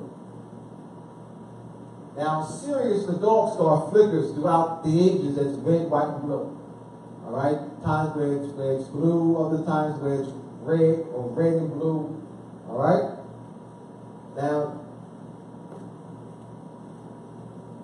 Egypt is European epistemology. The word Egypt is European epistemology. All right, let me explain what I mean. European epistemology. Egypt is a Greek word. This is a Greek form. Egypt, that's Greek. That's European epistemology. Guptus. Or Guptus. All right? Our epistemology is this. Het. Ka. Het ka pata. That's our epistemology. Het ka pata. All right? Het ka pata. All right? Translated. Temple of Ka or Ptah. The temple of Ka or Ptah. So Ka is the breath. The breath is that's Ka. So this is the name Egypt is derived from Het Ka Ptah. This is our epistemology. So the temple of Ka or Ptah, there are three main headdresses of the temple of Ka or Ptah that you call Egypt. We have the white crown of upper, what they call Egypt. So let me put all of them down.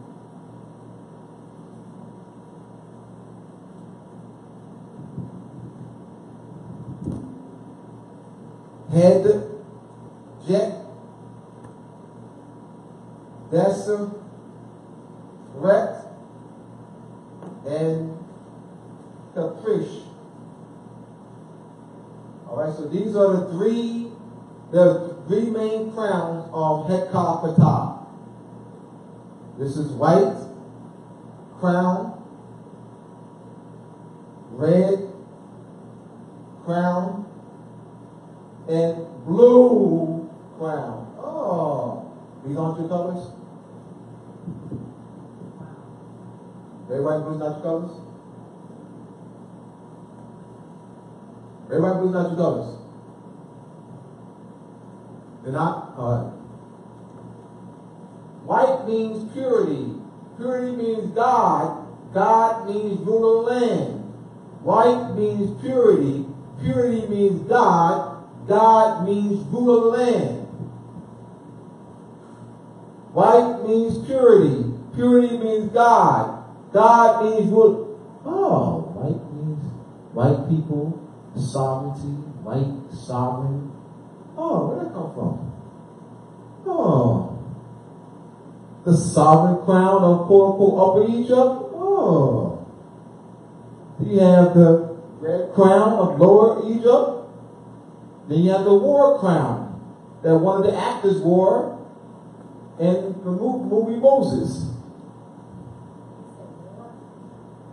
Yeah, war, W-A-R, war crown. It's a war crown. Red, white, and blue. Does that mean that today? They never stopped meaning that. Once again, we're using European epistemology and historiography. We keep associating everything with them. I mean, that's it. Yes. So do the gold banner around the red, white, and blue changes the spectrum of the meaning? All right. Tamara asked the question. Great question. Thank you for that. The question is, does the gold fringes around the Star Spangled Banner change its meaning? Yeah. All right. Military.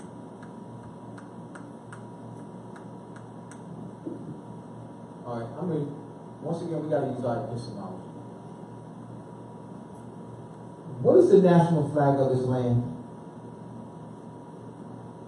What is the national flag of this land that Donald Trump is under?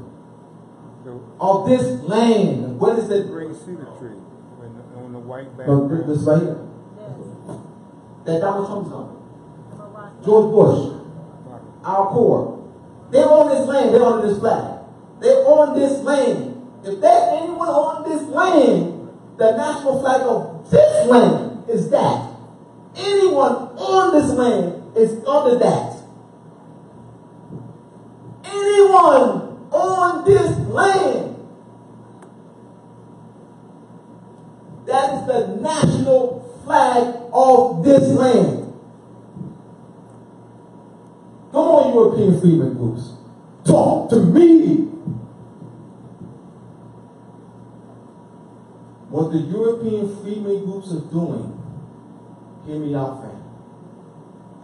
What the European freedmen groups are doing is presenting the Star Spangled Banner as the national flag, as a flag. They're presenting the Star Spangled Banner as a flag, and they're presenting it as a national flag. So, yeah, with the fringes or without the fringes, all right, fam. It's not the national flag of the land. It's not the national flag of the land. I'm not going to that, but what I'm trying to do, what I'm doing is giving you our epistemology. Before I explain the gold fringes, whatever, I gotta first give you our epistemology. I can't start with their epistemology. That's their epistemology. Because they're presenting it as a flag.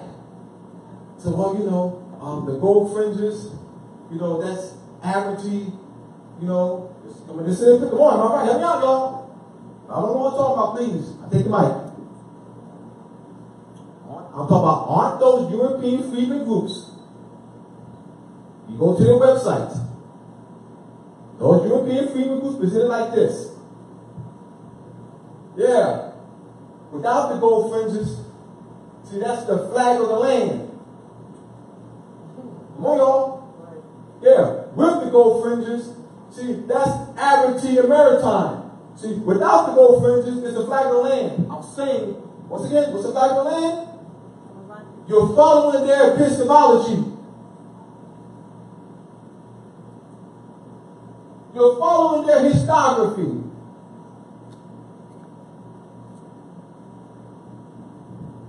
There you go. Without the gold fringes, it is the, see, what should be flying on the land is the Star Spangled Banner without the gold fringes. No, it should not be. What should be flying, come on y'all, you're using their epistemology. You're using their epistemology. What should be flying on the land in every courtroom is what? What should be flying on the land in every courtroom is what? What should be flying on the land in every courtroom is what? Talk to me.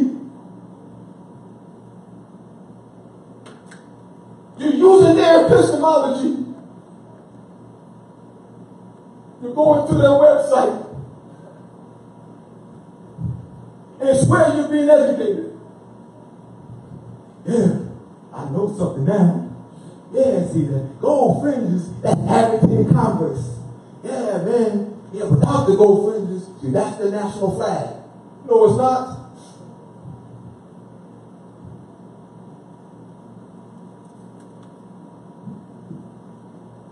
God bless America, land that I love, on the mountains, through the prairie, on the ocean, and before. God bless America, land. I'm doing it for effect. I'm doing it for effect. As long as I get the point across. As long as I get the point across. You're using their epistemology. What do you do? At every baseball game, football game, talk to me. They show what? The Star Spangled Banner. God bless America. That ain't the American flag. Hold on, I gotta hold on. What are they saying? God bless America. And they got the Star Spangled Banner up there. I'm confused. I'm Brother Shaw, help me out, because I'm confused. They keep singing the Star Spangled, they keep saying God bless America, and they show the Star Spangled Banner. I'm confused. The problem is they're using their epistemology, fam. You got a question, criticism, comment, please come forth now. Somebody. I don't know what I'm talking about. Please, talk to me. They just said love it. Is that? They just said love it. Right on. Because I'm giving them our epistemology.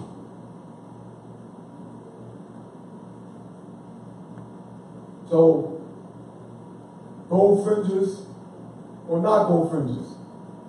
One, it's not the national flag. How about that? What should be flying in the courtroom?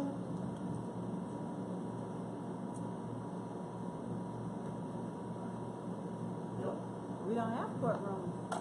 No, I'm saying, Good point. no, hear me out. What should be flying in courtrooms? Because there's something, all right, there's something flying there. There's something there. There's something there. So what is there? There's something there. There's something. So what? So instead of that, what should be there? I don't know. If I'm off, please, somebody take the mic. I'm off. Take the mic.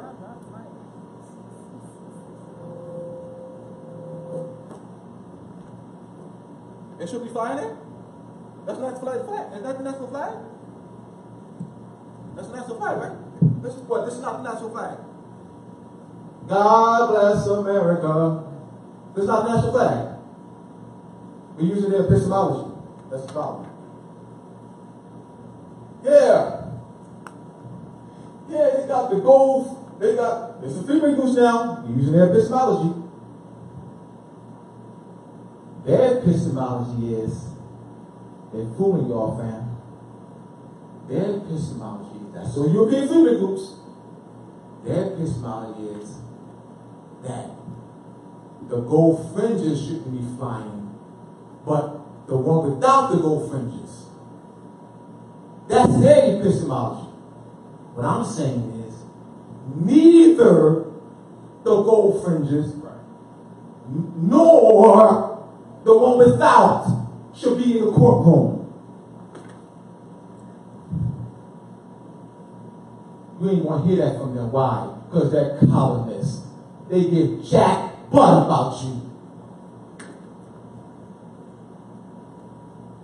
I'm talking about the freeman groups. If you go to their sites, because you're using their epistemology.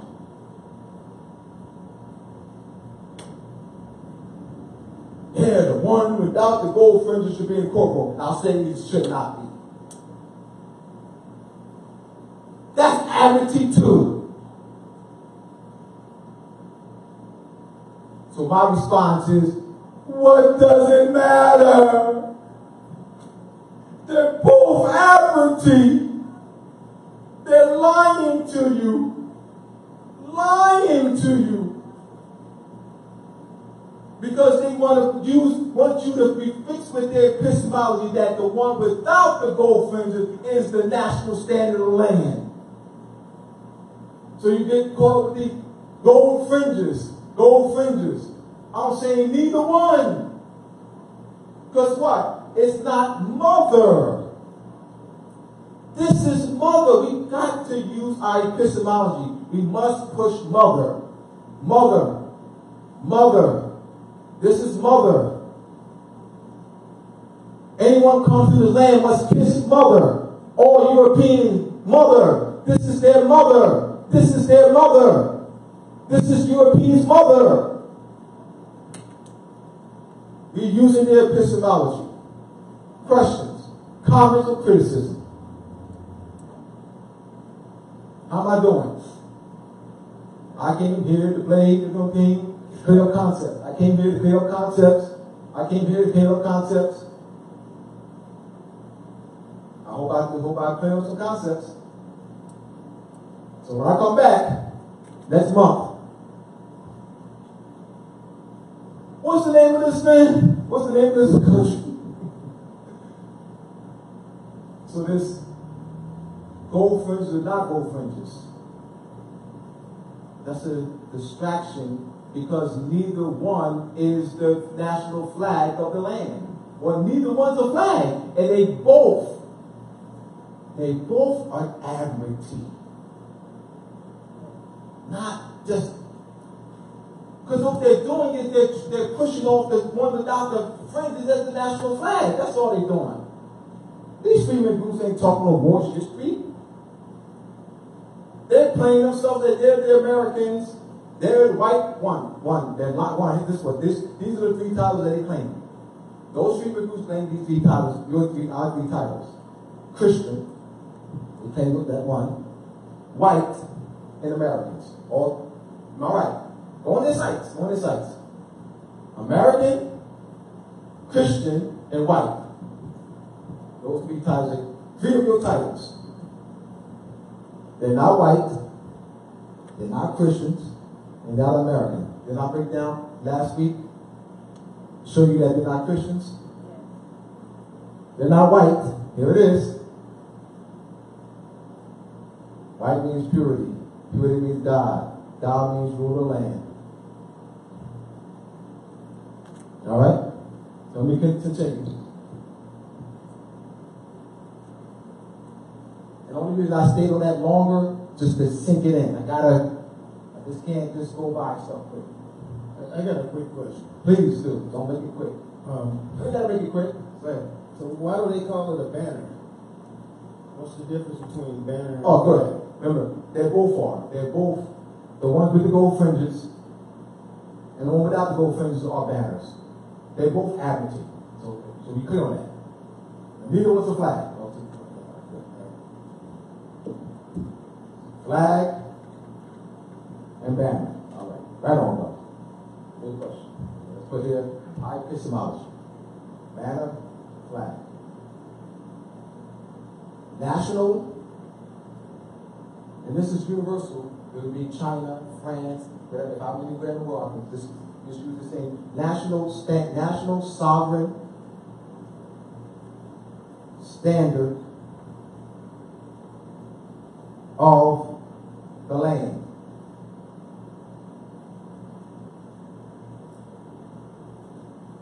Standard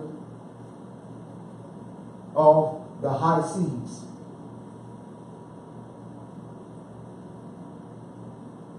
Which is aptitude.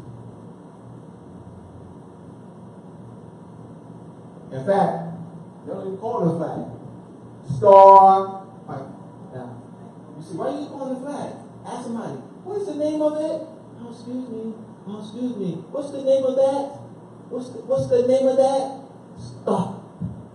The Star Spangled Banner. Why are we calling it a flag? The one with the flag, fringes, the one without. I wish we would do something right here, man. Something plus their flag.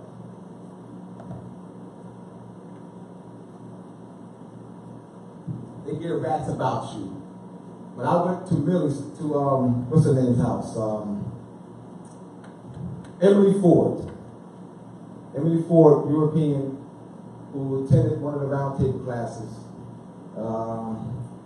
20 years ago, 7, something like that, 15 years ago.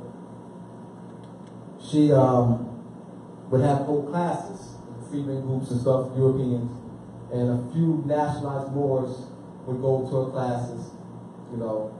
So they had been telling me about her, so I wanted to go. So I went, you know, to the class. I didn't go back. And I'll tell you why. After I explained this, you will comprehend why I didn't go back. So during the course, they were talking about the Dred Scott case. And so I raised my hand and said to the class, we were out at the table, I said, well, the main issue of the Dred Scott case is that Dred Scott was plaintiff in error because he's more classified as Negro. Therefore, he had no standing in law.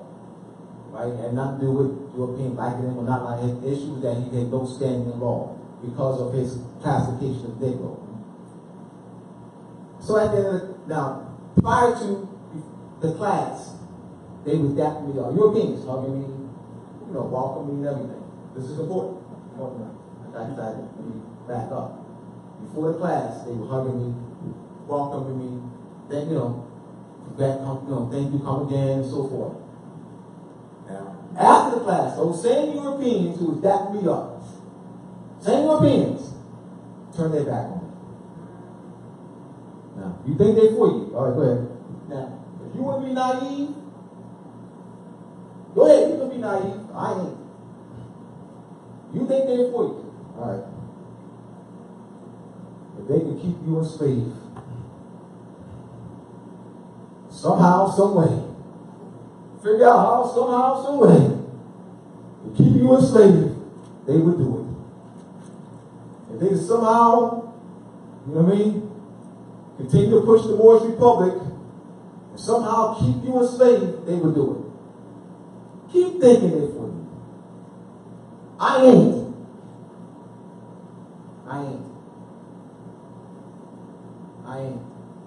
They don't push a shred of Moorish history. Presenting the Star Spangled Banner as a national flag and lying to you saying, well, the one without the fringes is the flag of the land, and that should be in the courtroom. I'm saying this should be in the courtroom. Neither one of them should be in the courtroom, this one. But are they doing that? No. They ain't saying, yeah, this should be in the courtroom and not the one with the gold fringes. Yeah, the one without the gold fringes should be, the one without the gold fringes, the one that should be in the courtroom. No, this is the one that should be in the courtroom. How about that, freedmen groups? Talk to me. I'll bust their butt. Still my birthright. Any questions? Criticism?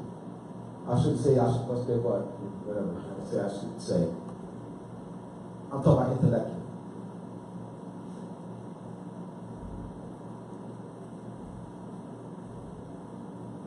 Of our epistemology.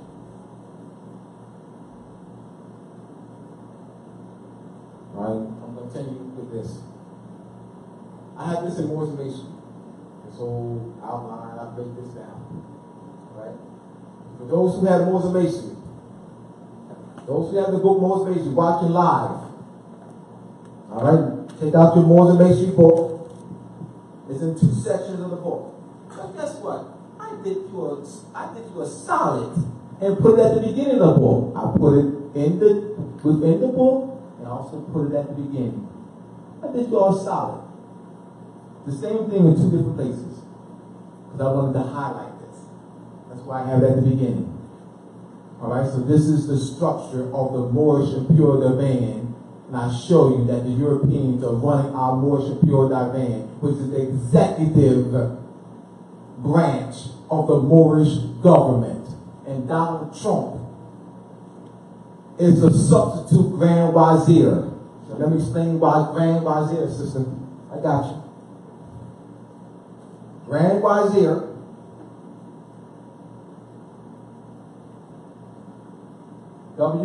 W-I-Z-R in what language? You got Persian, the Persian language, Arabic, Persian, all right? Grand Vizier. That is the grand or head Vizier, all right? The Europeans substituted, the Europeans who have control of the Moorish government, that colonial body politic is called the United States. They substituted the Moorish title, Grand Vizier, with the title President. They used the title President. Alright? So Donald Trump wears 2 headdresses. He wears a fez. Let me draw this.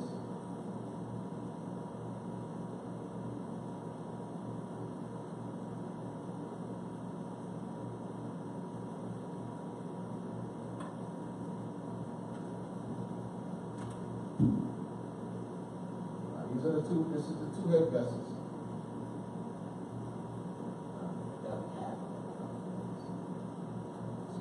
This, half, that.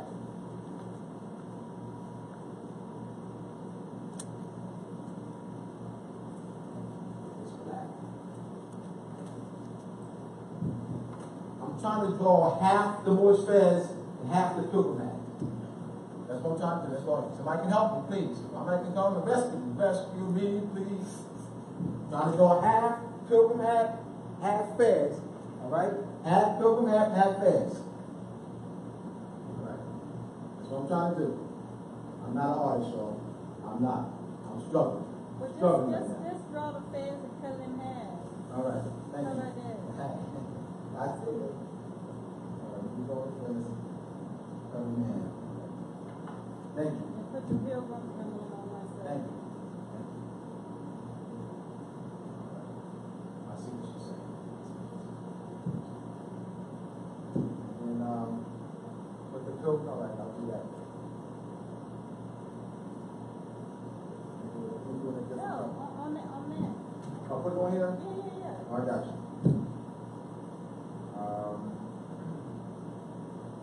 Like that? No, it's on the same drawing. Oh, all right, I got you. I got you. Like this. Yeah. Oh. Wow, you're good. You're good. Hey, I need that.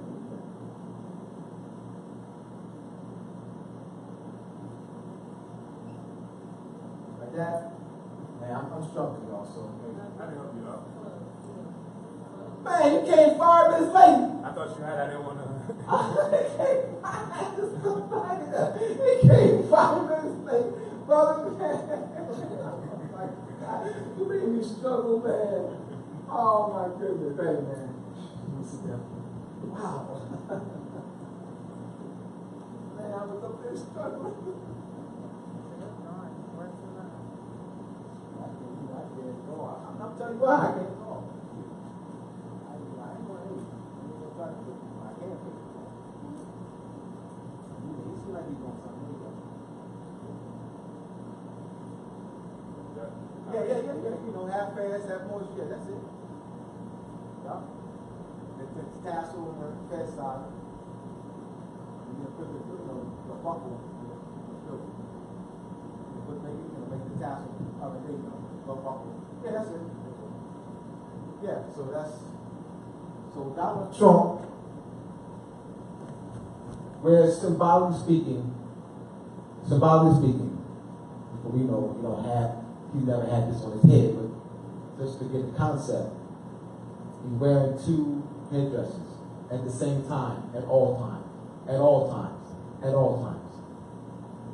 So you have the United States is functioning the Moorish nation in a trusteeship capacity and using the sitting in the seat. So he's sitting in the seat of authority. So they have on the back of the Federal Reserve note the Great Seal. And then what does it read? The Great Seal, it has it right on the back. Here we are, bro. I ain't done yet. My man, I'm still proving my case, man. I ain't done. I'm still proving my case. I ain't done. Pull out the Federal Reserve note. Pull out the one note. The Great Seal. All right, here we go. This one of the United States.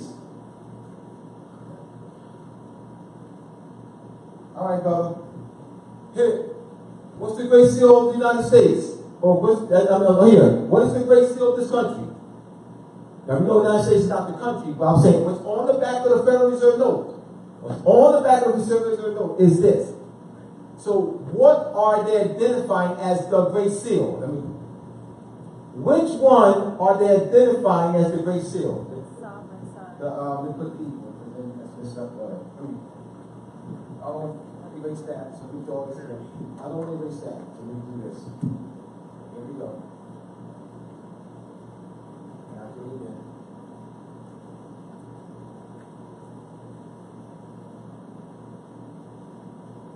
That's the eagle I can't go. I'm just trying to go fast. I got the point. Y'all pull out Federal Reserve note. So you know what? Pull out Federal Reserve note. I can't draw. I'm not even trying. So I'm trying to explain the concept. That's an eagle. Yes, eagle. Hey, I've been doing that. I got hey, the Great Seal, right? Of the United States. Keys, I'm explaining the concept, and I can do that very well. All right, the Great Seal of the United States. All right, which one are they identifying as the Great Seal? The eagle. The eagle, because they can't stand in the field. No. Then I guess my question wasn't clear. On the back of the Federal Reserve note, on the back of the Federal Reserve note, the language that's on the back of the Federal Reserve one note. This is the language. The Great Seal. The Great Seal is under the phrase, the Great Seal is under the period. The prepositional phrase of the United States is under the eagle. On the back of the Federal Reserve note, which one are they identifying as the Great Seal? So you gotta say period. You gotta say the pyramid though. You gotta say the pyramid. Yeah, because us is not, you gotta say the pyramid. You gotta first use the epistemology. Use the epistemology. Identify this image. Identify the image. So the epistemology is to identify the image first. What you're doing, so you gotta identify the image. So what is the image? Pyramid. There you go. You do that first. All right, because that's what's on here. The image, all right. So this is what they're identifying. So this is the Great Seal of the country. Of the country. So they do reckon, I'm telling you. Well, here we go, bro. Right there.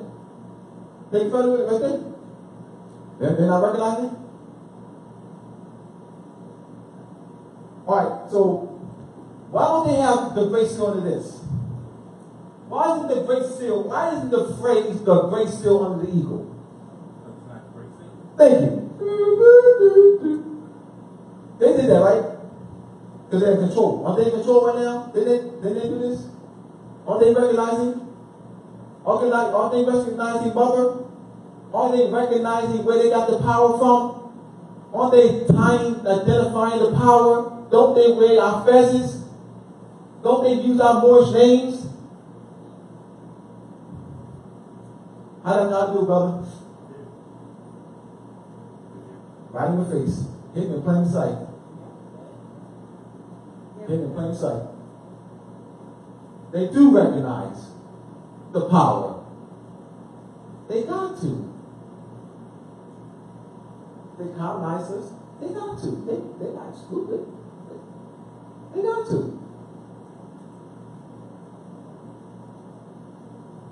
Colors red, white, blue. Are they recognizing? Tamara brought up the point. The Confederate flag. Which is your flag? Huh? Lynch Abdullah. You won't lynch Abdullah because Abdullah said Confederate flag is, an African more by flag. Man, we're going to lynch you. And that Abdullah, man, that flag is for slavery, man. That's for pro-slavery. You big dumb butt. They took our stuff again, distorted it like they did the swastika. Yeah, the swastika, that's a hate symbol. Yeah, that's hate. They keep using their epistemology.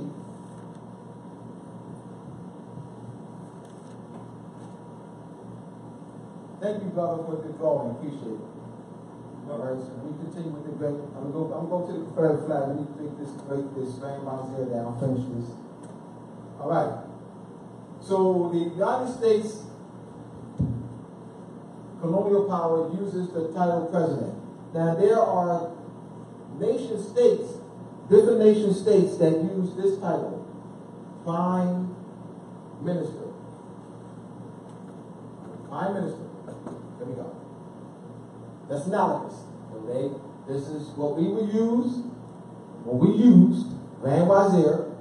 So what is prime? So grand, that's all. Grand and prime, all right, are synonyms. Grand and prime are synonyms. Prime, first, as in prince, firstborn, all right, first. Grand is what? It would be like the head, so this would be the head minister, all right? This would be the head minister. This would be the head minister, all right? So they have first, grand. So Donald Trump is sitting in the seat or office of the Moorish Grand Wazir. We have to make the connection. We can't see. We're using their epistemology. This is their epistemology. Andre, we going at DC. We're going to at Washington DC tomorrow. We're going to go visit the White House tomorrow. All right. So it's tomorrow. This means today. It's the next day. So Andre will say to me, he's going to be using a European epistemology. And using the European epistemology, Andre's going to say, yeah, Abdullah, let's go to the United States Oval Office. So I'm using a Moorish epistemology. And I'm like this. And Andre looked at me like I'm stupid. Because he said you need to go to a Moorish Oval Office. I mean, the United States Oval Office. I'm like this to Andre. Looking at the camera. I'm trying to make a point to him. now he's not getting it. Because he said, I need to go to we're at the White House now. So he said we need to go to the Moorish, we need to go to the United States Oval Office. Now I'm not going anywhere because I can't, there's nowhere to go. Because it doesn't exist. He said, remember, he said United States Oval Office. It doesn't exist. I can't move, Andre. You said, I can't move. You said go. Now, if Andre uses a Moorish epistemology, Abdullah, let's go to the Moorish Oval Office. Now move it. If Andre says, let's go to the United States Oval Office, I ain't going anywhere. Because I don't know where to go. I don't know where this is. I don't know where this is. I know where the Moorish Oval Office is. You see where I'm going, y'all? I'm using a Moorish epistemology. The problem is we're using a European, distorted, birthright-stealing epistemology. And as long as we do that, we'll forever be colonized. Because that's what it was designed to do. It was designed to associate the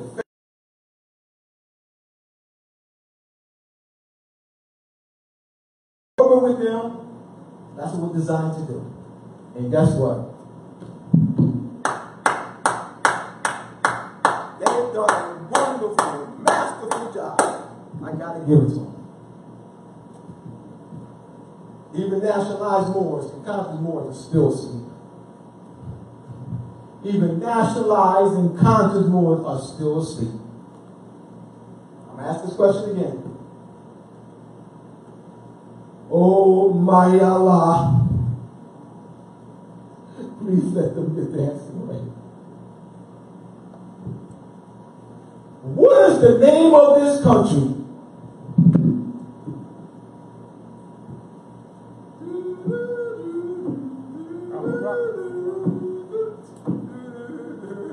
I said a prayer and everything.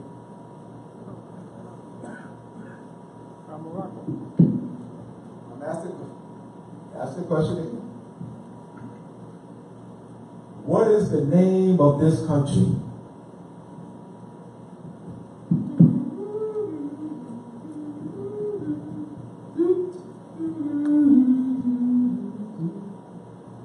I'm asking the question again. What is the name of this country? Morocco? I already know you know. I already know you. I already knew she knew. I should have said, I already know she knows. I already know she knows. The problem is, I just gave a 2-hour presentation. Broke all this stuff down. I asked the question to see where you are, and no one answered. But I already know Tamara. I already know Tamara. I know you knew. I already knew that.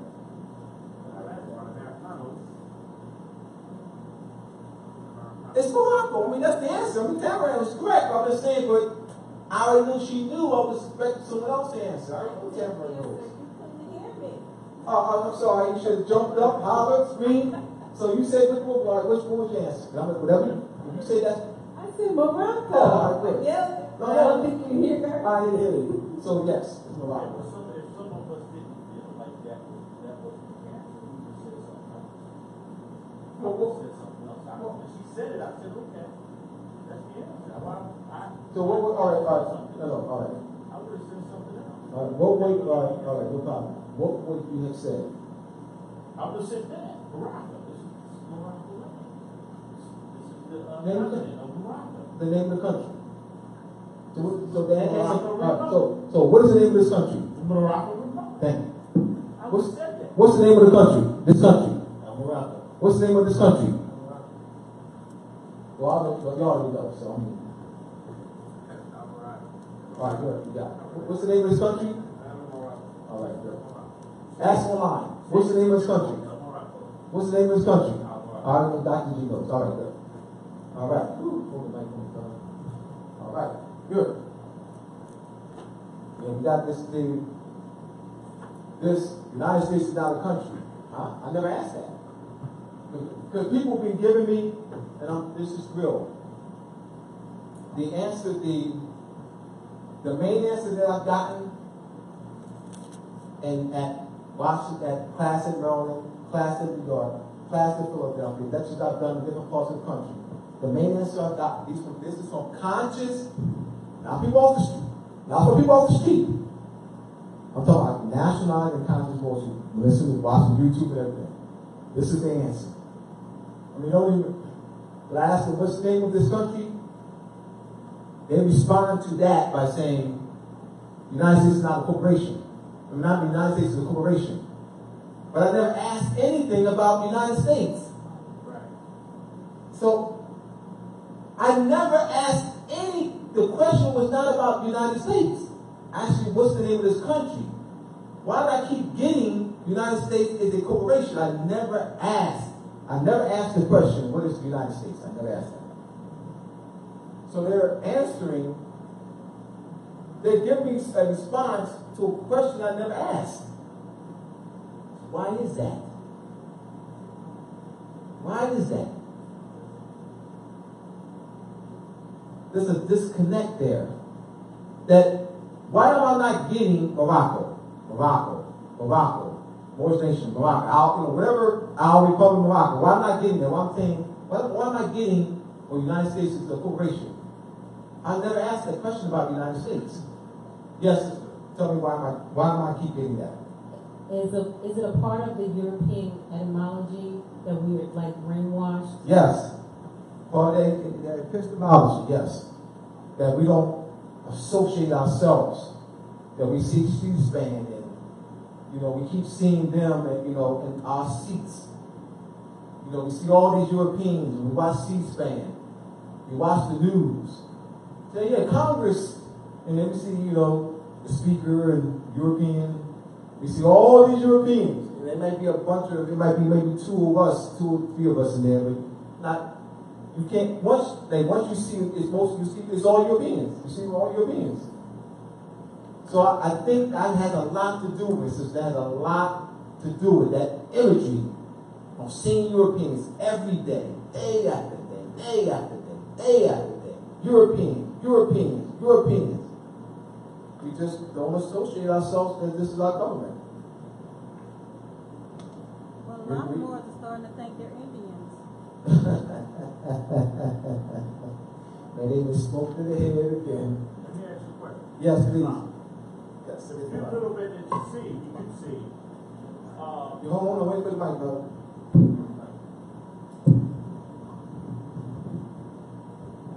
Islam, brother, I do. The few little bit that we see, how do you think they feel? What do you think? I'm asking, I don't know. What do you think they feel about? Do they know or they don't know? Who's they? The little bit that we see in the seats of us. Oh, yes, they know. They know? Yes. Okay. Yes, bro. But they have an oath of office to the government. We got. Someone said they can't know. They know. They cannot not know. All right. They cannot know. They can't discuss it. Well, you saying they can't discuss it. I mean, that's their choice, to be honest. I mean, you can never say, you can never say someone can't discuss it. I mean, that's their choice. They have a choice to be honest or to be liars. You have a personal choice to be honest or not to be honest.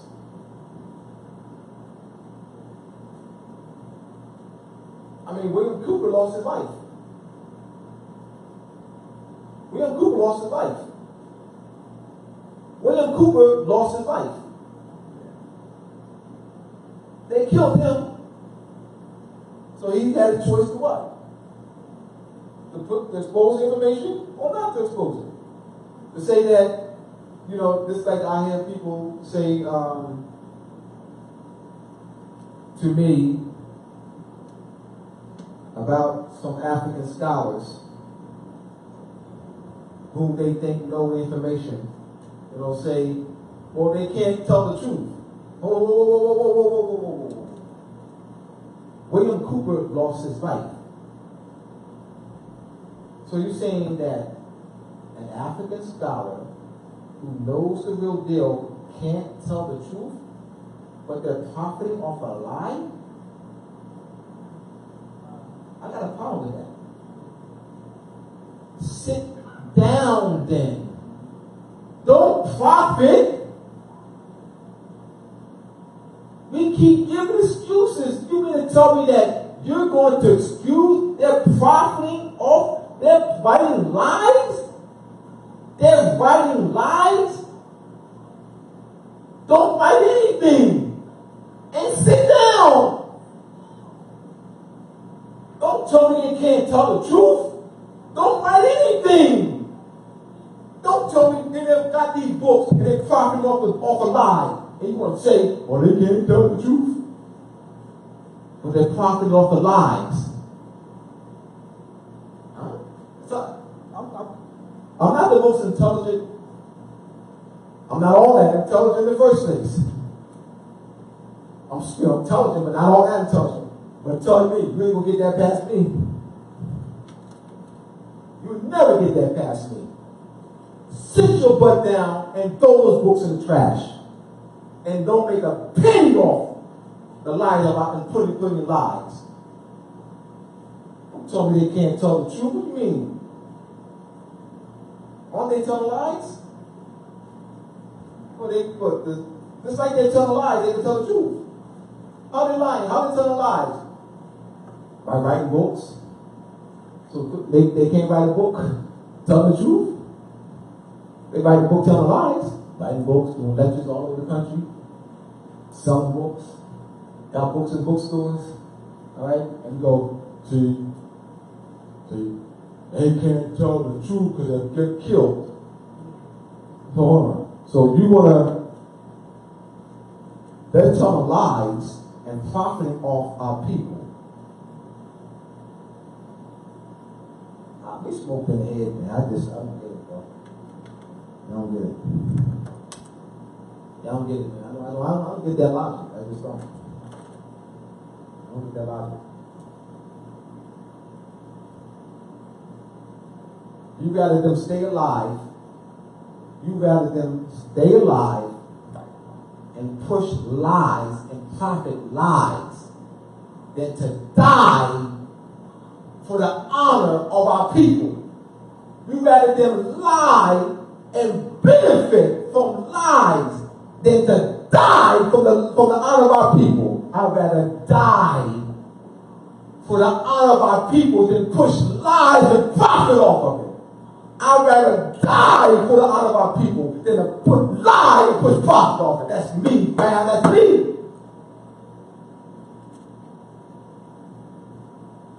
That's me. I don't care about staying alive, pushing profit about people. I want to stay alive so I can push lies about people. Come on, fam. Questions? Yes, Rose Bay. What is the difference between a continent and a country? All right, good question. I mean, that's taught in geography. Taught in geography, you have within the continent, you have Africa. There are 54 countries in the continent of Africa. So Africa is a continent. North America is a continent. Central America is a continent. South America is a continent. North America is a continent. All right? You have Asia is a continent. There's 7 of them. Europe is a continent. Australia is a continent. And within those continents are countries. So the difference is that the continent is a larger body of land where there's countries that there are lines of countries within that continents. That's the difference. Does she comprehend that? That one, there's 7 continents. And each continent, there's countries within each continent. North America, South America, Africa, Australia, Europe, Asia, and what's the other one? Antarctica. Thank you. All right. Another question? All right. We continue with Imperial Divan. So you have the Grand Vizier,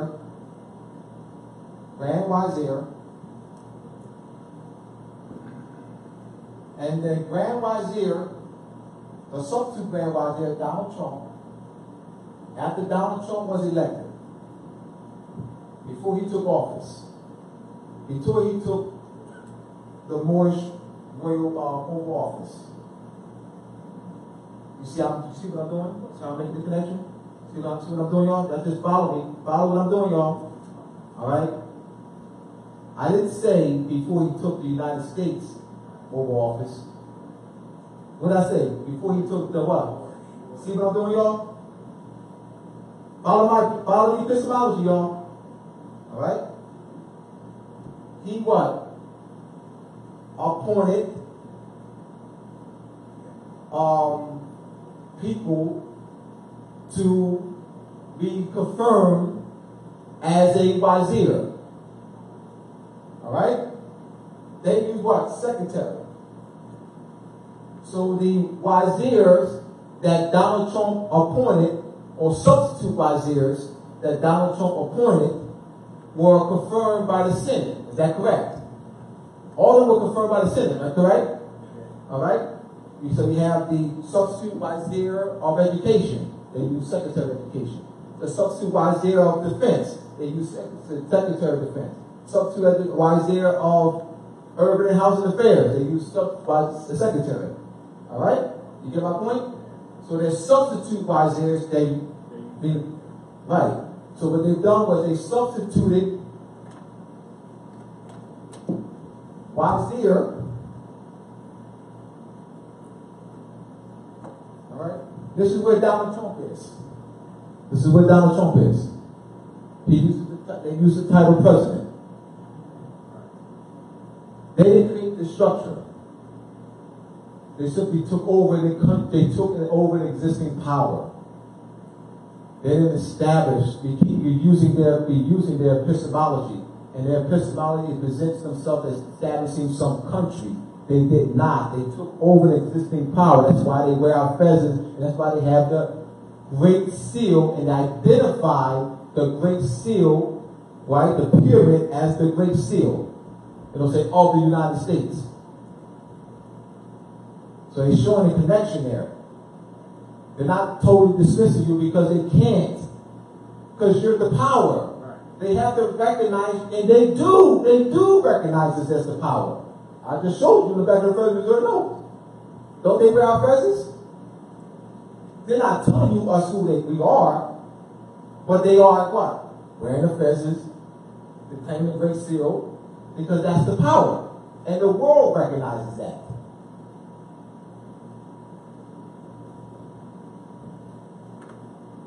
And that's how they're able to what? Establish embassies all over the world. Negotiate treaties. By what? Tying to the sovereign power. That's how they're able to do it. That's how they're able to be recognized. Because they what? Recognize the sovereign power. That's how they do it. We keep talking about there's some country. And then don't make the connection. So Donald Trump, once again, wears two headdresses. Another question?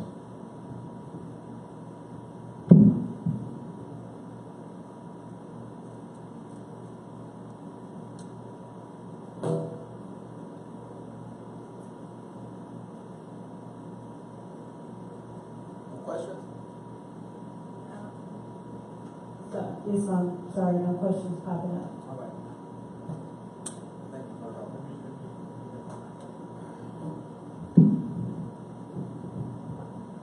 I want, before you ask that, am I making myself clear? Am I talking over people's heads? You know, No? Yes, I'm talking what people say. Clear. Clear? All right, thank you, brother. Islam, bro. Islam. This would be similar to if I was to use a word, impose on top of something. I love you. Thank you, brother. That's how I feel. You got it. They just put it on top of whatever they are. They put You got on it, top bro. of something. And That that already existed. That already existed. That already existed. Thank you, fam. He got it, bro. He got it. He got the concept. He got the concept. That's it. He was able to explain it conceptually. That's it. That's the conceptualization of it. They superimpose over an existing power, an existing government, not establish. So they give you that epistemology, the historiography of, Continental Congress, 1780, 1774, 1775, Declaration of Independence, establishing country. They're colonists.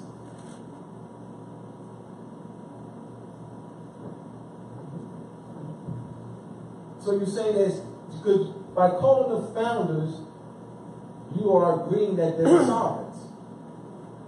They can't establish no country. A country already exists here. A power already exists here. All right.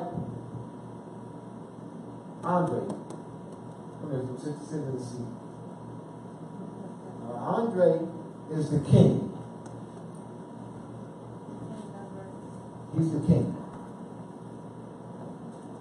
Now, I dethrone off the throne, dethrone Andre. So I dethrone Andre. I'm dethroning you. Remember, he's the king by sovereign right, by birthright. It's an hereditary title. Can I be king? No. He's the king in exile. The king is in exile. So he, negotiates with another sovereign power to help him regain his throne. What am I? Substitute. Thank you. I could never be king. It's an hereditary title. I could never be king. So where is our king? All right. Or who is our king? No one is. Because we're not in the sovereign power right now. I know there are some brothers who, thank you for that, Tamara. There's a brother who's on YouTube or something, Facebook or whatever. Is claiming what? Right, let me write you what he's claiming now. He's claiming to be what? The king of what? King or what? What's he claiming to have? King of what? Oh, I thought you said some brothers claiming to be the king of the... All right. So now, how do you become this? How do you become... One, this is a hereditary title. And we have not been ruling for quite some time. For quite some time. So we would not know who was next in line. Thank you. So how he claiming to be king of Moorish? Come on. I mean, people just throw stuff out there and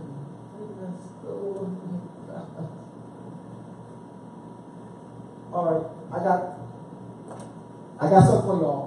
Okay, I have a question. Yes. I have a question. Okay, in our Moorish literature, it speaks about to not overthrow the government. Moorish do not overthrow the government. However, I thank you for that. I know, okay. No, I'm glad. However, Go ahead. we don't have a government on this land. We have a de facto government that's acting as a government.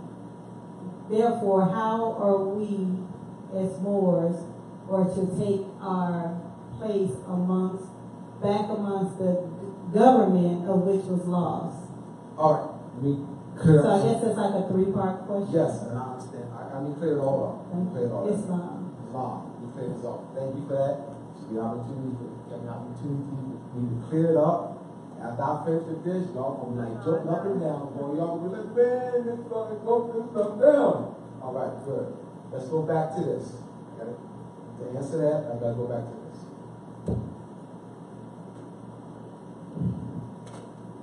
What's on this cover? Moorish masonry. Who are these imposters? What else? Oh, The the Divan. Moorish flag. Divan. Our Moorish Oval Office, Three branches. Thank you. Three branches. That's it. Go ahead. the Moorish Capital, Go ahead. and the Moorish, what is that, executive, Yeah. legislative, Yes, the Capitol building. yes. All right. So, and you see, she identified it as Moorish. So we do have a government. What's the issue? We're not running it. The structure's already there. Grand Wazir. Who's the substitute Grand Wazir? Where is his office called? His office is called what? Thank you. So we have, what is the capital? Where is the capital of the Moorish government? At Washington, D.C. So our government is already in place. We're just not running it. That's the issue, that we're not running it. So we don't need to establish our government. It's already established. So it's not Philadelphia? All right. Today, this is where it is, at Washington, D.C. Meaning that if we were to go to the Moorish Oval Office, where would we go? If I say this, because Donald Trump, the Moorish office where he sits is not at Philadelphia, it's at Washington, D.C. Now, if I say, well, let's go see Donald Trump, where would you go? You wouldn't go at Philadelphia, you would go at Washington, D.C. Let's go see the wazirs, the substitute wazirs. Or let's go see those who are running the Moorish Majlis. All right, let's go see those who are running the Moorish, all right, Majlis. All right, here we go. Wait still, y'all. Let's go see those who are running the Moorish Majlis. And the Europeans use what? Congress. They substituted Majlis, Congress. So where would I go? All right. So we watch the C-SPAN. We turn this on. Watch the C-SPAN. And we say, they'll say, the United States Congress. Where would we go see? They're watching C-SPAN right now. So where would we go to go see them? To be on TV. I want to be on TV. I want to be on CNN. I want to be on TV. So where would I go to be on TV? Now, yeah, you go out to Washington, D.C. Because I want to be on TV. So that's where they at. All right. So that is the current seat of the Moorish government. That's the current seat of the Moorish government. Because that's where the wazir, the substitute wazirs are. That's where the Grand Wazir, substitute Grand Wazir is. That is where the Supreme Court judges are. That's where their offices are. That's where we would go. That's where we go. If I was running for wazir, I was running for wazir. or no, not Wazir. You can't run for Wazir. That's your appointed by the Grand Wazir, substitute Grand Wazir. So if I was running for a seat in the Moorish Majlis, I was running for one of the seats in the Moorish Majlis, and that's we have the upper chamber and the lower chamber. We have the Council of Elders. So I'll say I was running for a seat in the Moorish Council of Elders. It's the Senate. The word Senate is Latin for elder. See what they did? See what they did? Did they make that up? Or they what? They what? Superimposed. Yeah. So Senate means elder in Latin. So we have the upper chamber of the Majlis. That's the Senate. Talks about the Senate, Council of Elders, and the lower chamber, or the House of Representatives. So I'm running for a seat. So where I win, where would my office? Where would be my main office? I would have two offices. I would have if I run and I win the Senate, I would have two offices. One at where? At Washington D.C. and at right. Because there's two in every Moorish territory. There's two of them. Right. So I would have two offices. Yes. So I'll just be clear that. So that we can connect to this. I want us to be able to connect to this, and this is where they are. This has got to connect to this. Yeah. This is not a European thing. This ain't no European thing. This is your thing. They want you to disconnect. Because they want you to continue to use their epistemology. They want you to disconnect. I'm not going to allow y'all to. I'm not going to allow y'all to disconnect from your government. They want y'all to. That's why they created that false historiography and false epistemology. So you can disconnect. That's the whole purpose. The whole motive is to get you to disconnect. Disconnect. Disassociate. Disconnect. That's the whole motive. Once you connect, that's the power. The power is to connect, reconnect, reclaim, reclaim. All right, so that's what we're overthrow. Now you can overthrow your own government. I could kill you.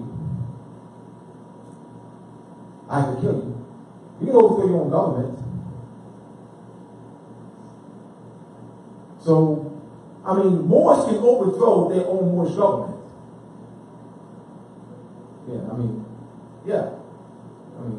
So I can't say that Moors can't overthrow their own Moorish government.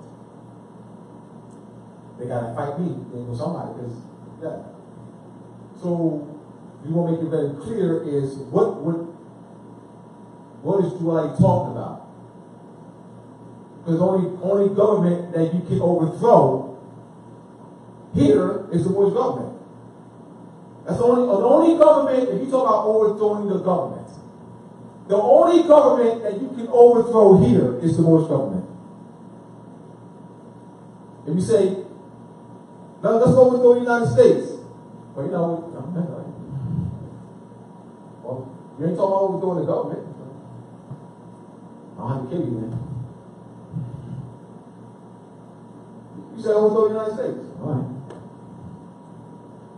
You ain't talking about, you say overthrow the United States. All right. You ain't talking about overthrowing the government, man. No. Ain't nothing for me to say. You going to overthrow the Moorish government. All right. No. You going to overthrow the United States. You going to overthrow the Moorish government. All right, no. You going to overthrow the United States. I'm trying to make a point, y'all. I'm trying to make a point. I know I'm doing this to make a point. I'm doing this to get your attention. This is my style. To get your attention. What point am I making? That the United States ain't the government. You say talk about overthrowing the United States. You ain't talking about overthrowing the government, because the United States ain't the government. Where's FBI? Homeland Security. They know what I'm talking about. The name of this government is the Moorish government. And I ain't smoked in the head.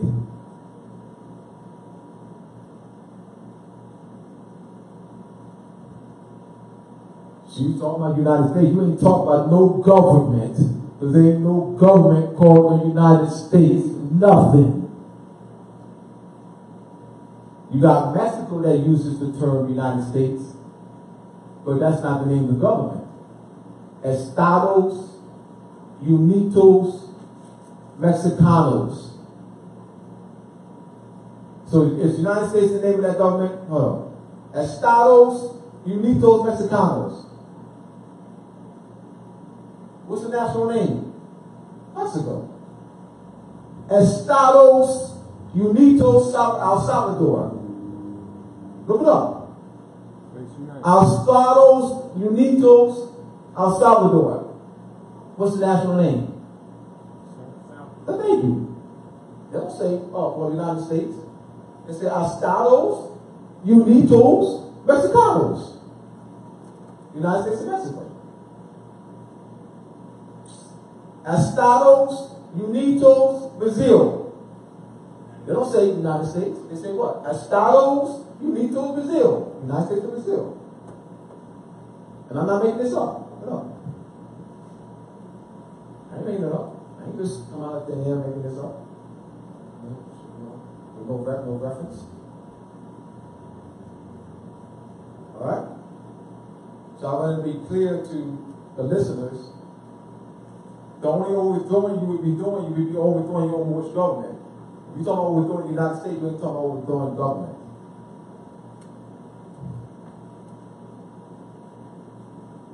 Well, I asked that question because that's like Yes. one of the topics that's discussed about people saying that the reproclamation of consul court is like an overthrow of the government. So. All right. Thank you for that. All right, so let me clear that up.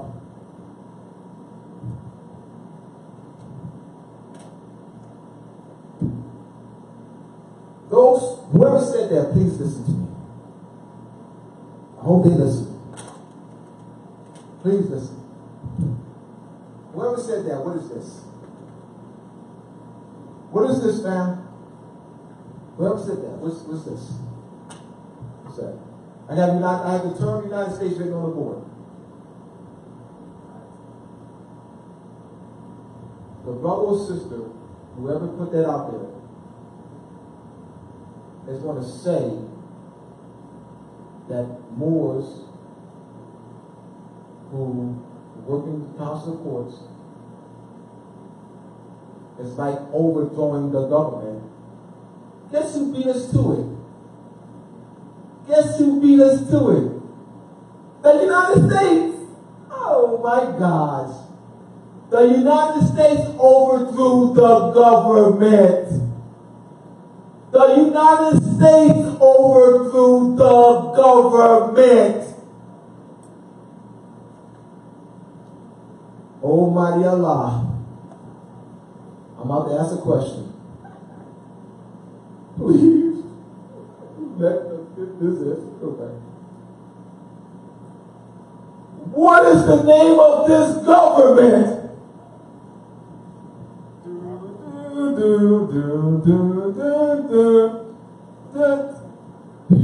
Got somebody. Ding. Yes. Thank you. I'm about to faint up in this joint. He said, Almighty. Thank you, brother. Whew. I'm still disappointed. You know why? Everybody's hands should have been up. Everyone's hands. I wouldn't have called on Tamara anyway. I wouldn't have called on Andre anyway. But they could have kept his hand down. I would have called on him. But y'all hands should have been up. I should have been. Y'all like, what is the name of this government? What is the name of this government? What is the name of this government? Man, y'all should have broke your arms. Y'all should have broken your arms before y'all raise your hand. Broken your shoulders. Dislocated. Y'all should have dislocated your shoulders. And I'm going to be like, well, which one's first? Which one's first? I asked the question. What is the name of this government? No, and then what I'm doing is reviewing the reaction.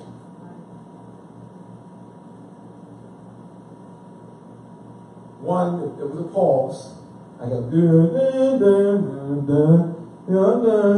then he raises his hand. But I'm saying everyone should have done this. And almost dislocated their arms. And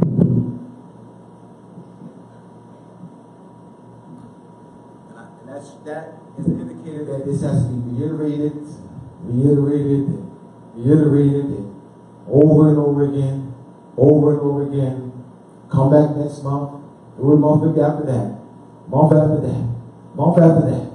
Continue doing it. I'll do it. If I got to do a 15 to 30 minute lesson every time I speak on this, I'll do it. I wasn't able to grab the name.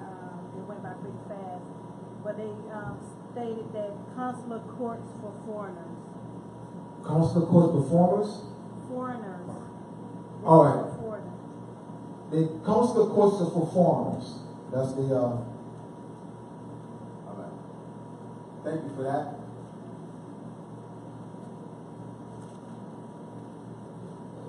In the Treaty of Peace and Friendship, between 1787, between His Imperial Majesty, Emperor Morocco, and the United States. Articles 20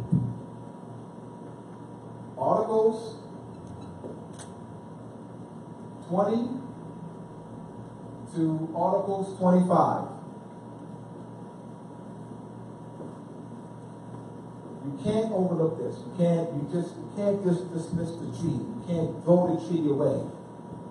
I'm referencing the treaty. You can't dismiss what I'm saying. The treaty is still in force. The treaty is between Morocco and the United States. Articles 20 to 25 outlines consular courts. In those 5 articles, consular courts. It ain't one-sided treaty.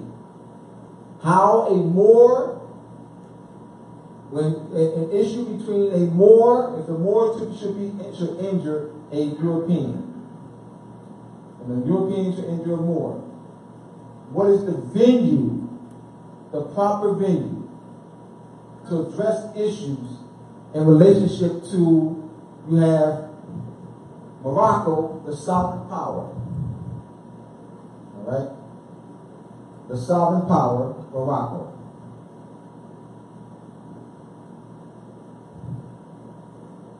United States. United States. The European colonial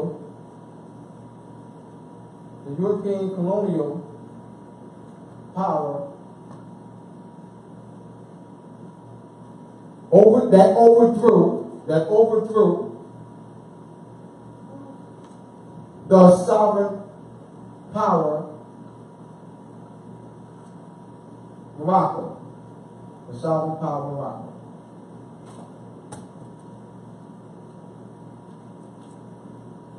Sovereign power, Morocco. All right. So these are the 2 parties. So the issue of diversity of citizenship.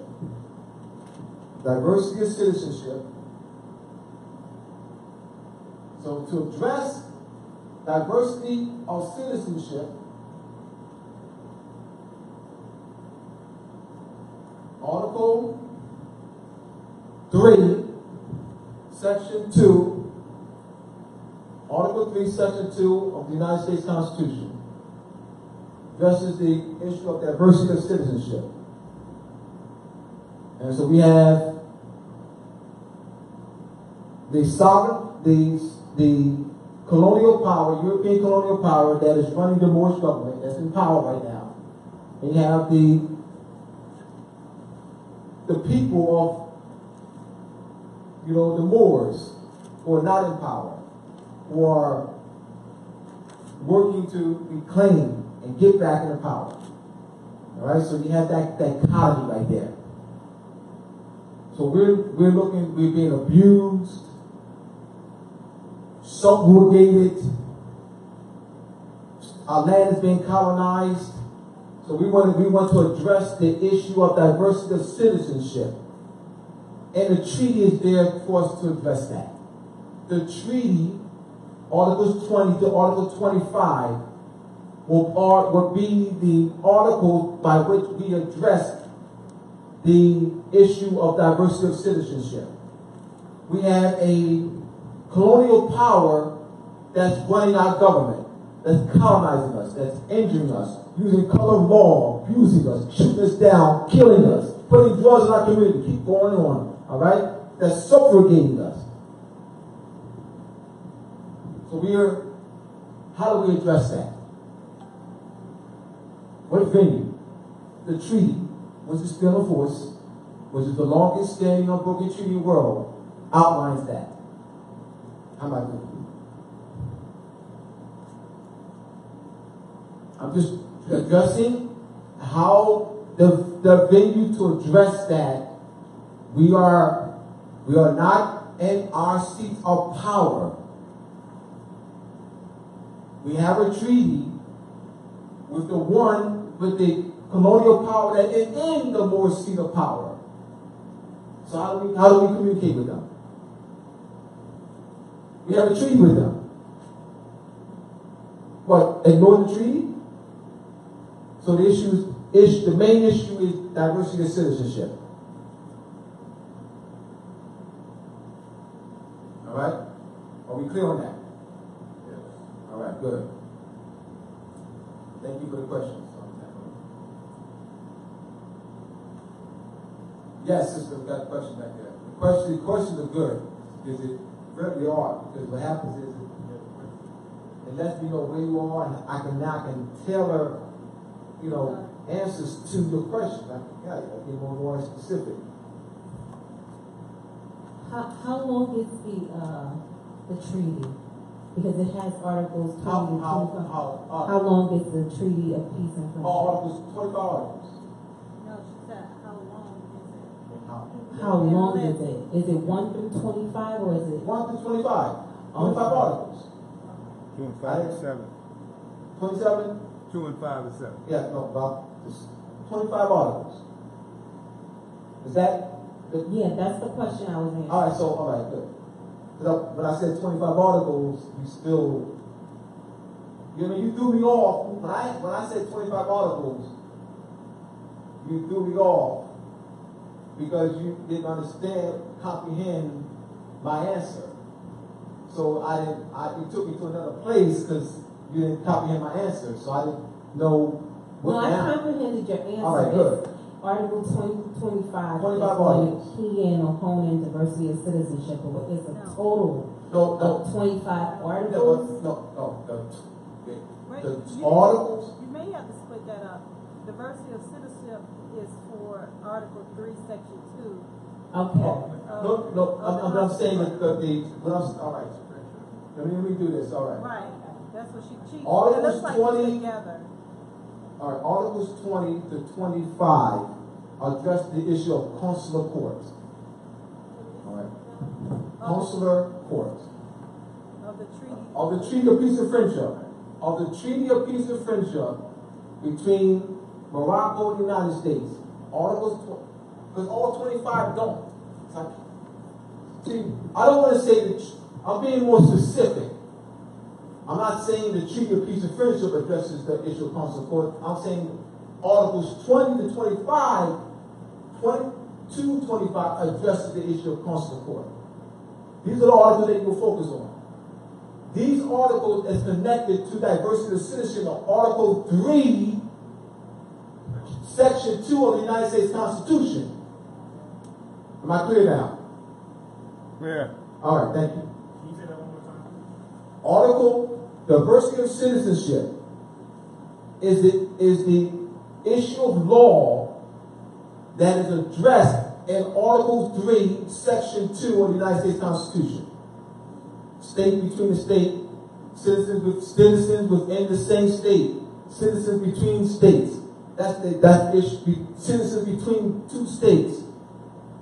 We know that the United States is not a state. I mean, it's not a sovereign, independent body politic. The United States is not a sovereign.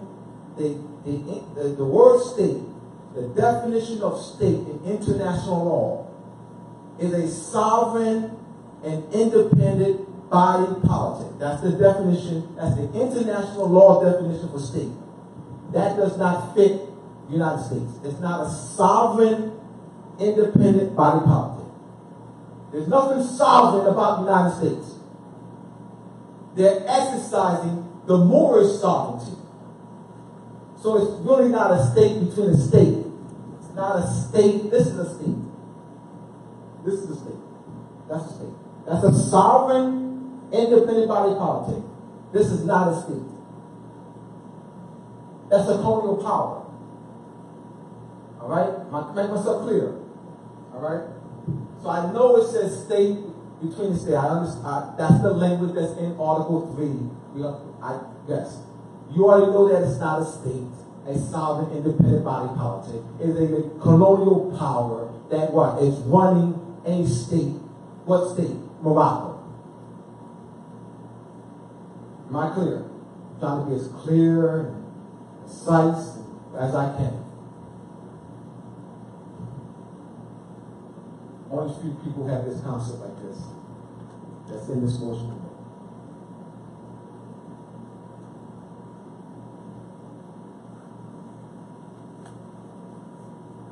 And how I got this concept with a great seal. I got involved. Shucks.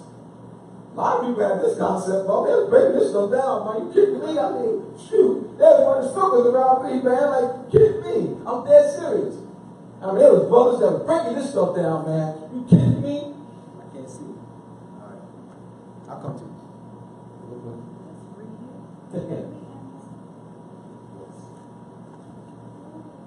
Yeah, they was breaking this down. This was pushed, shoved down my throat. And I love it. So I got the concept. They were breaking this down, man. I mean, one of the circles about it.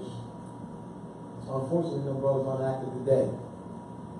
But we need more brothers and sisters. There were brothers then that have this concept. They can push it. The problem is very few that have it.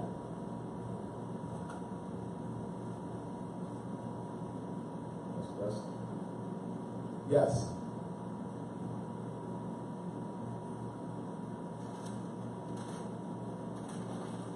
What was the Confederate flag? You said it's Oh, not. yes. Yes. Okay.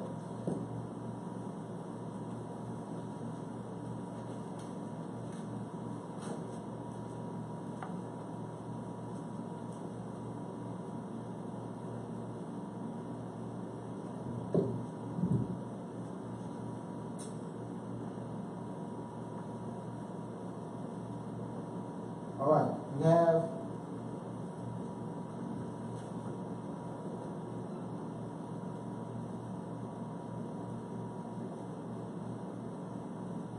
We have the tropical cross or earth cross that represents, that denotes the 4 seasons. That's called the earth cross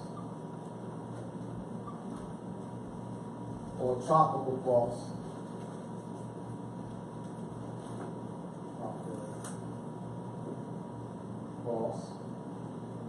We have the galactic cross.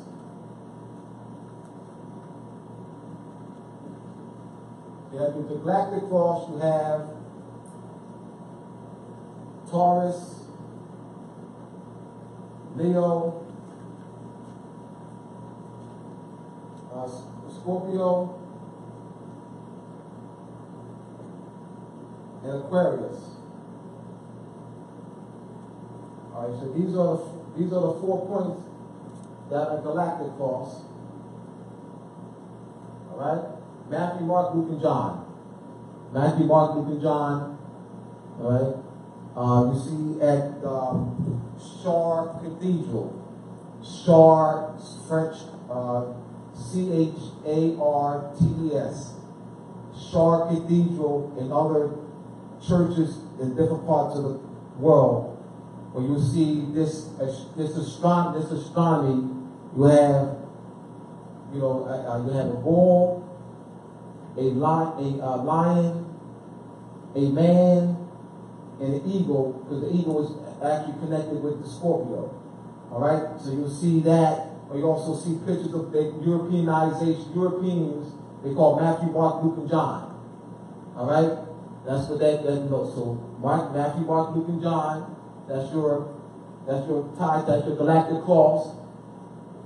Then you have the so they show the astronomy with that. So every 25,920 years, the celestial equator intersects the galactic equator. Galactic means milky, milk. Hagar or Haftar or Heifer, all right, or Hagar or Hagar or Heifer, all right, is the cow. That denotes the cow. And Milky Way or galaxy means milk. Galactic cross. Galaxy means milk. So the cow or Hagar is symbolic of the galaxy. Symbolism that connected to astronomy. So this double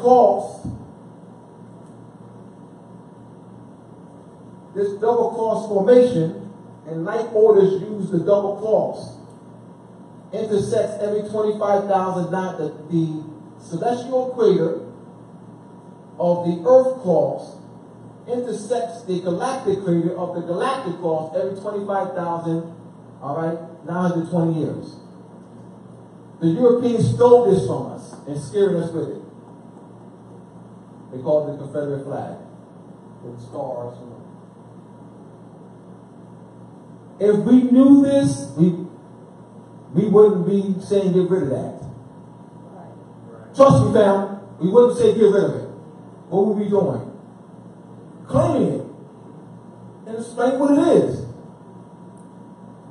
Once again, we're using their epistemology. This is our epistemology, family. We got to use our epistemology and our historiography. As long as you use their historiography and their epistemology, they will forever colonize our land. All right? I have a book coming out at the end of August, early September, called Masonic Composite Square and the Connection to Timekeeping and Measurement. The Masonic Composite Square and the Connection to Timekeeping and Measurement. That book will be purchased. That book on mooresandmasonry.org. It'll be available, like I said, of course, at the early September, it'll be available for sale. It'll be $50. So this is mooresandmasonry.org. All right, it's not there yet because it's not done. So this is my what I do is I explain the astronomy. I mean, for example, we have here what they call the Knights Templar. En hoc signo Vincent, in this sign we conquer, which is bull. What, are you going to conquer with your own stuff? This is astronomy. Once again, we're using their epistemology. That's the problem. In this sign they conquer. En hoc signo Vincent, in this sign they conquer. We're using their epistemology. Fam, it's astronomy. That cross is tilted at a 23.5 degree angle. What does that mean, Abdullah? Oh, no problem. Then you ask him. The 23.5 degree angle represents the axial tilt of the Earth, which is symbolic of the precession of equinoxes. The major streets that lead to the White House are angled at a 23.5 degree angle. Talk to me. So that cross tilted at a 23.5 degree angle as the actual tube of the earth. See here? It's in with a crown representing the 12 signs of the zodiac. And then you have another cross, the galactic cross. You see the galactic cross? They're scared of their own stuff. Because what? And you say, they superimpose their epistemology over our epistemology Socrates gave us. To disassociate, disconnect us from our culture, history, our land, politically. We got that power for that. Got to power for that. They ain't physically. They ain't coming to they ain't take us from the bell or all the slave ship. They're disconnecting us politically, still in the United States. So they're creating abstracts from the concrete. Like for instance, they create the legal jargon record. And they have, the county functions as a sisters trust. So they create the legal jargon and abstract record from what? The concrete, the umbilical cord. The umbilical cord is the cord. That's the cord, is the umbilical cord. So they took the concrete and created an abstract. Oh, record this. They created an abstract. And the sisters trust, the county functions as the sisters trust. They still not birthright. All right, I want to thank you again for your attention. I want to thank Dr. Nyala and Tamara for their support and encouragement. All right, I'll see y'all next week. I'll greet you with Assalamu alaikum. Allah is the moon. So Allah is a creator, not a creator. We're talking about the energy. Talk about astronomy. All right? So the number 7 represents the 7 days between each moon phase. New moon to first quarter moon, 7 days. First quarter moon to full moon, 7 days. Full moon to last quarter moon, 7 days. Last quarter moon back to the new moon, 7 days. Circle 7. All right? The circle 7, the 4 gates of the circle 7 represents what? The 4 seasons. Right? So you have 2 calendars. 2 calendars that play in circle 7. The solar calendar, which marks the 4 seasons, all right? And the lunar calendar, which is harmony with what? The moon. 354 days. There's 11-day difference between the solar calendar and the lunar calendar. I.e. circle 7. Talk to me. That's our epistemology. All right, well then I greet you in peace. Assalamu alaikum. Thank you, Brother Abdullah Bey. Let's give him a hand. All right. Yeah. And once again, we'd like to thank you for coming out. We'd like to thank Dr. Gilliam for providing this platform for us to be able to have at the Wilmington, Delaware territory, as well as be able to broadcast out to you in our Facebook family and friends. We thank you again for coming out and tuning in to House of Reawakening Minds as we strive to be a holistic center for spiritual grounding, free thought, self-discovery, and Moorish science. We have an awakening experience for all ages.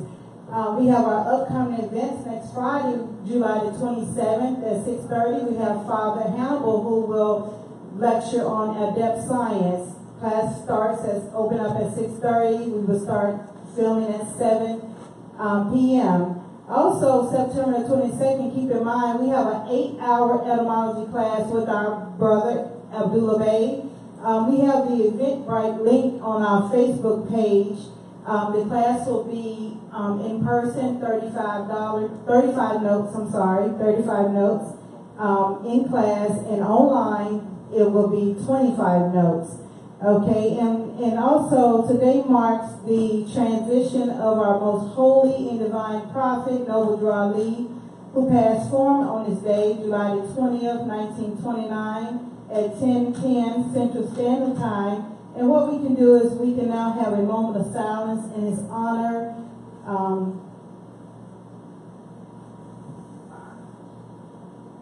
And we thank you and Islam, Muslims out there, and have a great evening.